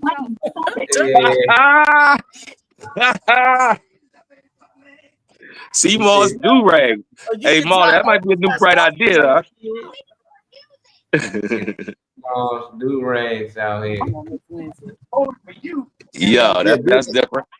But yeah, I want to find out myself because I would like to give somebody that.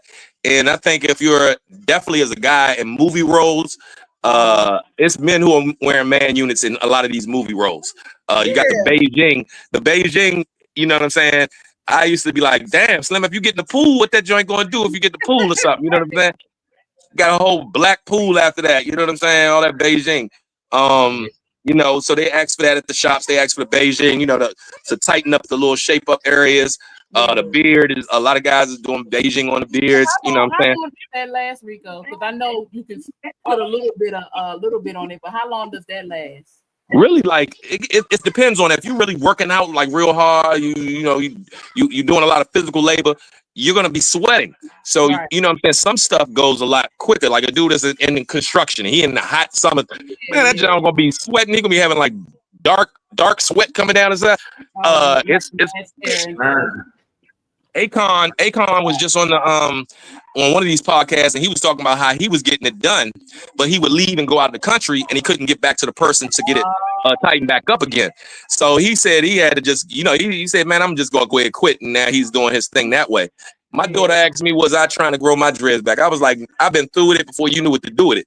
I had my locks for like 20 years, so I've had all the experiences of enjoying it. And then even when I got my locks cut, I had a nice haircut for a while, and it wasn't until I came out of my coma in the hospital that I just really didn't even want hair anymore. I didn't feel like growing it back to try to make it like whatever, just get that shape up to make sure you still holding on to it. I just like, nah, I'm good. I'm embracing my Baldy, my Michael Jordan, my Tupac, my whatever. So I'm comfortable in my skin with it because I've had so many different hairstyles, and you know, I enjoyed having my hair. Do I miss it sometimes? Very rarely. Doing movies, going forth now, doing a movie, I'm having to ask myself, because it's at different periods of the 20 years of me cutting hair that I had haircuts when I first started.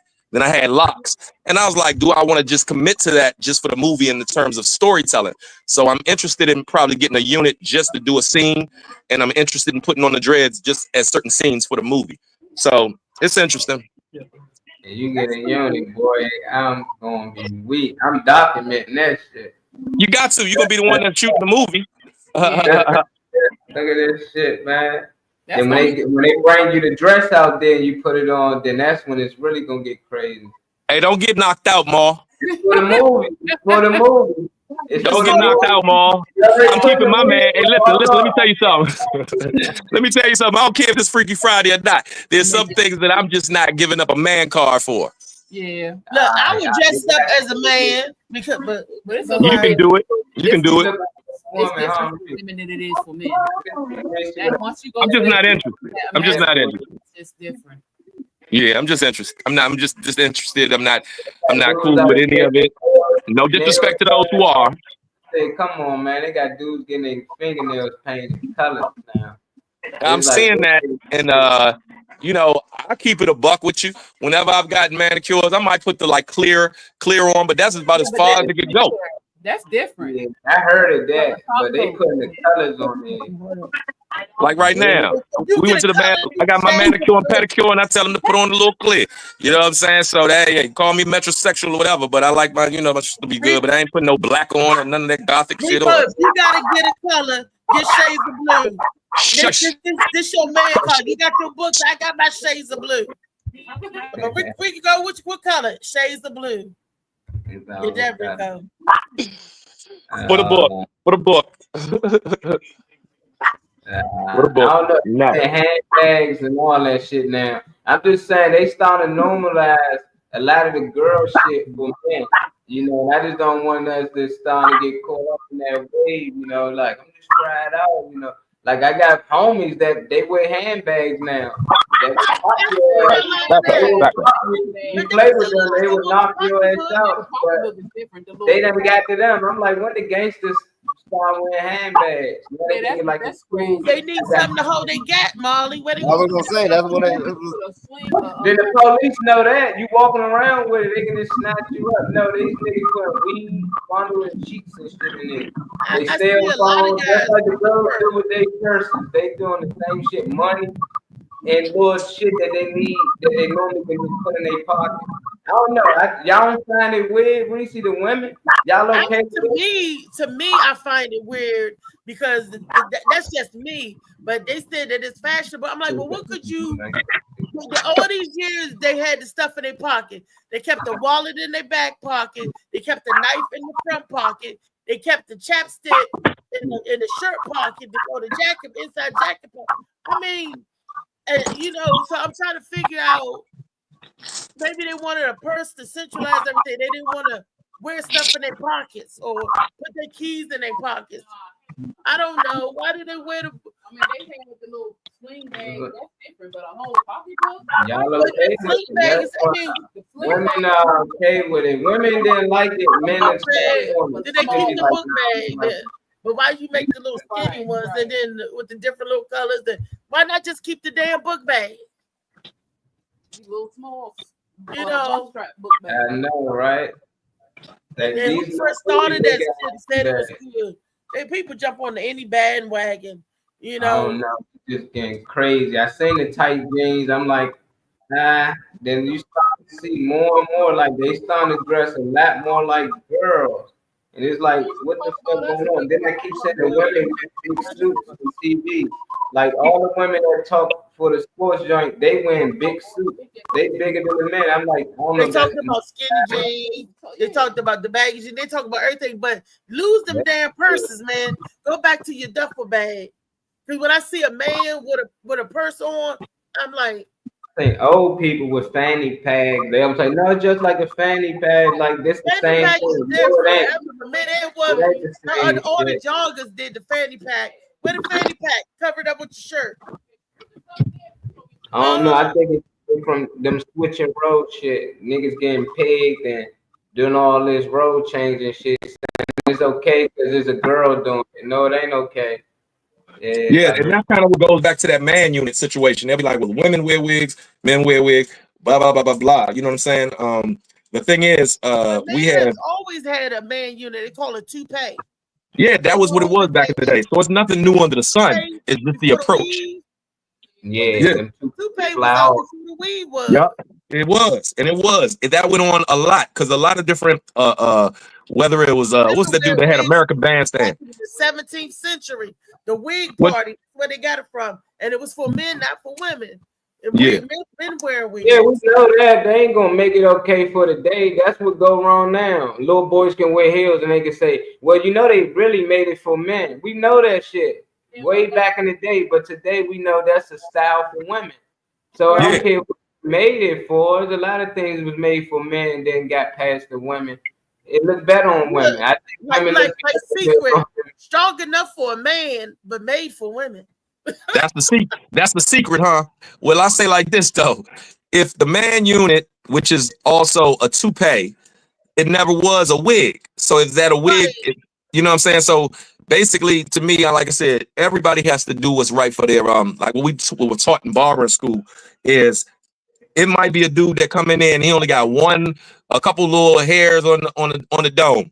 Cut them and make the person appreciate whatever service they ask for, and that's it. Now you know what I'm saying. Some people be like, "Yo, you think I would be good with this?" They consult with you, and you can tell it's connected to their self-esteem and connected to their look, their vibe, and it's a lot of shaming that goes on in the Black community. I don't care if you're tall, they're gonna tall shame you. If you're thick, you know they're gonna talk about your weight.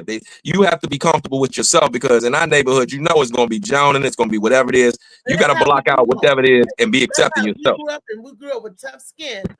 Yeah, and that's what comedy is joning. They sitting around playing the dozens with somebody. You big scrambled egg looking, you big bald head, one hair on your chin looking. Yeah. like your mother with the furry beard looking, you big. You know, it was always cutting on somebody. They talk And about a lot of that, that I a was lot so of that bad, led I to jump a. up in the air, I But get see, stuck. but see that also can lead to a lot of self-esteem issues.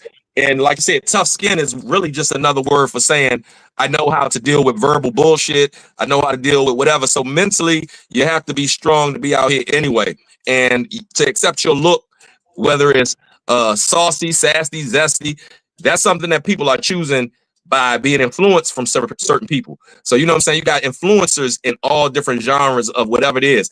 The sassy dudes that be leading the choirs at church, they got influenced by another sassy dude at church sitting there doing whatever he was doing. They looked at how he was dressing, his socks. You know, a lot of the brothers, they may wear their pants real high at the bottom just to show their socks.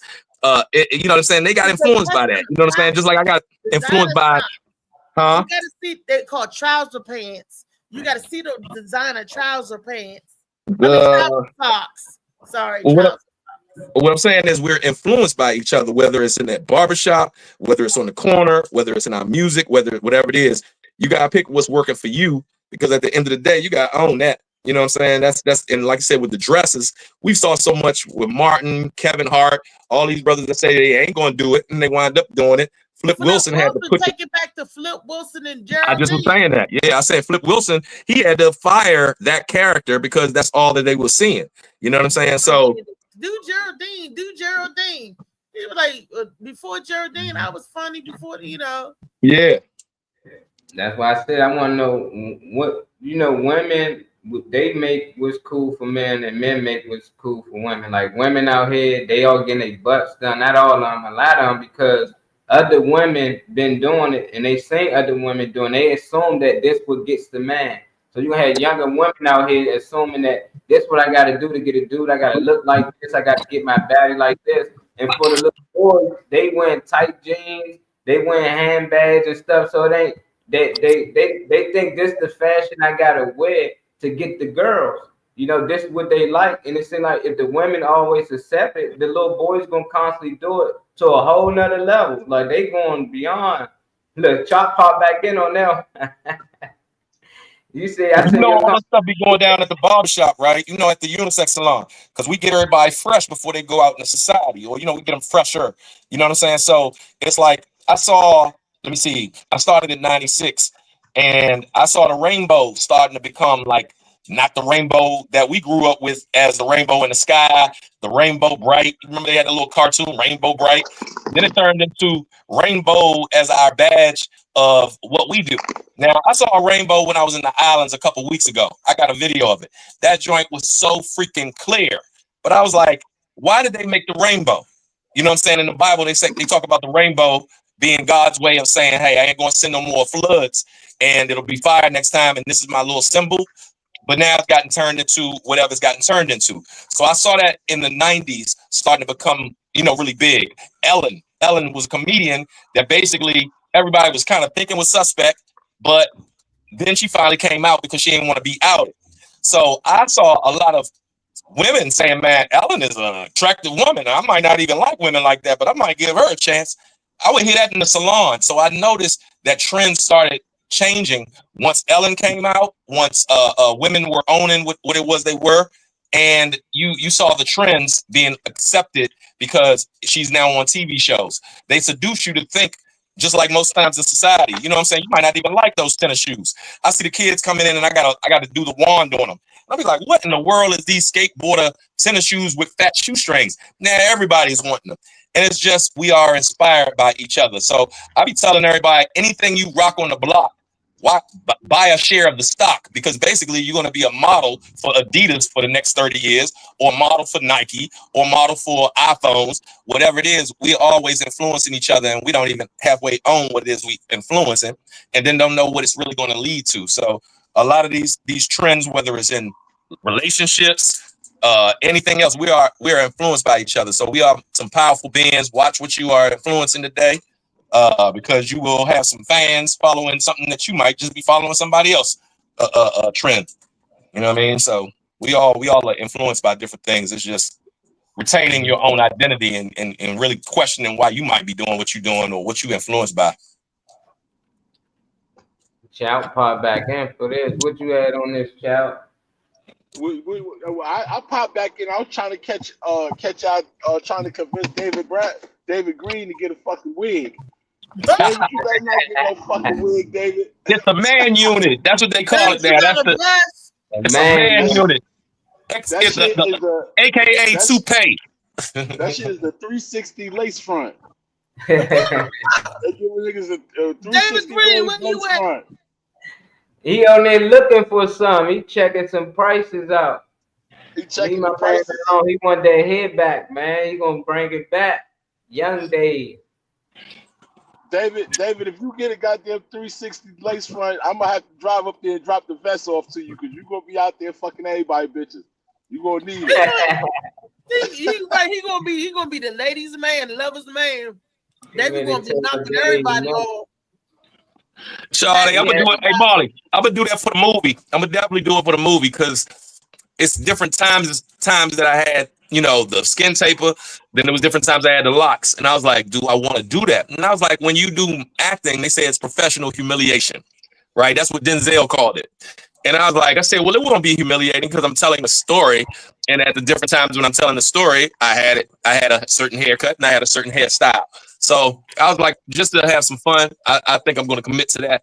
That was the only little thing that did it. But I think Dave bringing it up today, I've now crossed that last little asterisk that I was having about myself because I was like, it's not me. I'm telling a story about me. And at different times I had different looks. But now, see, that's justifiable right there. You doing it for a movie, and you trying to represent yourself at different parts of your life. So that would make sense for you to, get the lace front 360 or get. You better stop calling it lace 360 because now I'm about to go keep it bald the whole damn movie. That shit gonna be in my brain and shit. I'll be like, this nigga called that shit a 360. It's like, we gonna call it what it is, bro. It's a man unit.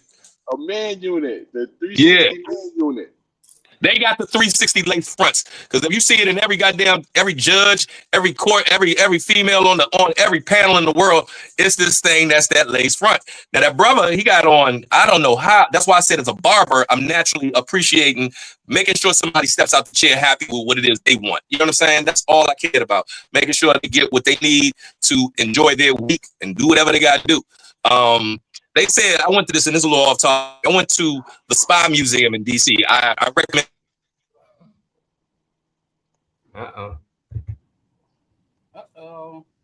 Yeah, but I'm about to say, I tried that Beijing shit too, man. I used to Beijing my hair, but that shit make your scalp itch, man. Yo, and it could break you out. Yeah, that shit, it never broke my face out when I used it on my beard.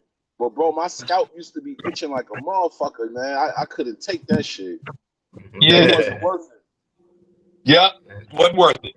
And at the end of the day, you know what I'm saying? I hear kids talk shit. They be like, when I was when I might have my hat off at school, they be like, ball so-and-so. And like I said, because we come from a background of Jonah, and I come from a family of Jonah, I'm like, okay, you are now opening up that door for me to go there.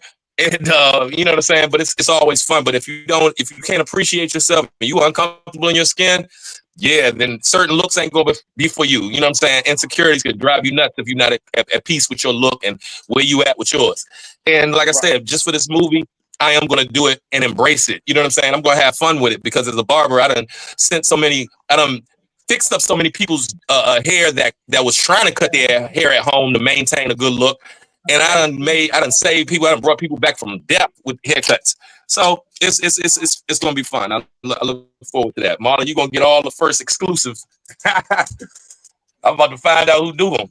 About to get mine done. Y'all gonna see me with a fresh skin tape. I never really cared about people joining on my hair and shit after I got it died. Especially not the females, because I want you to show me one female that go out and get dressed up without putting no bullshit on to try to trick us up.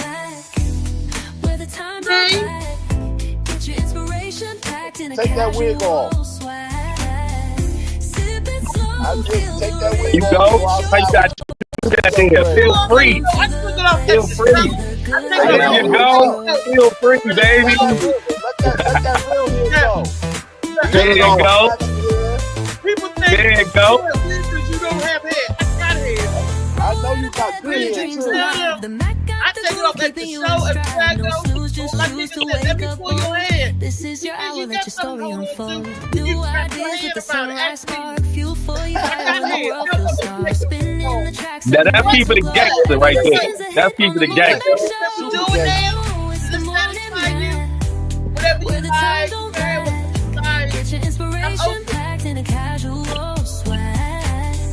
Sip it slow, feel the rhythm touch your toes. Welcome Nope. to the place where Oh, you the looking good at vibes looking up grow. We're gonna have to please you about to show you now. We're gonna take it David. to show you. David, you can get you a lace front afro taper too. Get you a lace front blowout. They might got deals, buy one, get one free. They Yeah. do. They do be having What? all you go to Seafood. You get them away from Seafood. Then you go to Seafood and get one. They have the units where you can glue in whatever you need, and then you cut it down small, and you shave it around the side. Bam, David. Or you can just get you a lace It don't front have to be a afro. lace front. Get you a lace front, David. Get you a lace front afro, and then go let Rico give you a taper.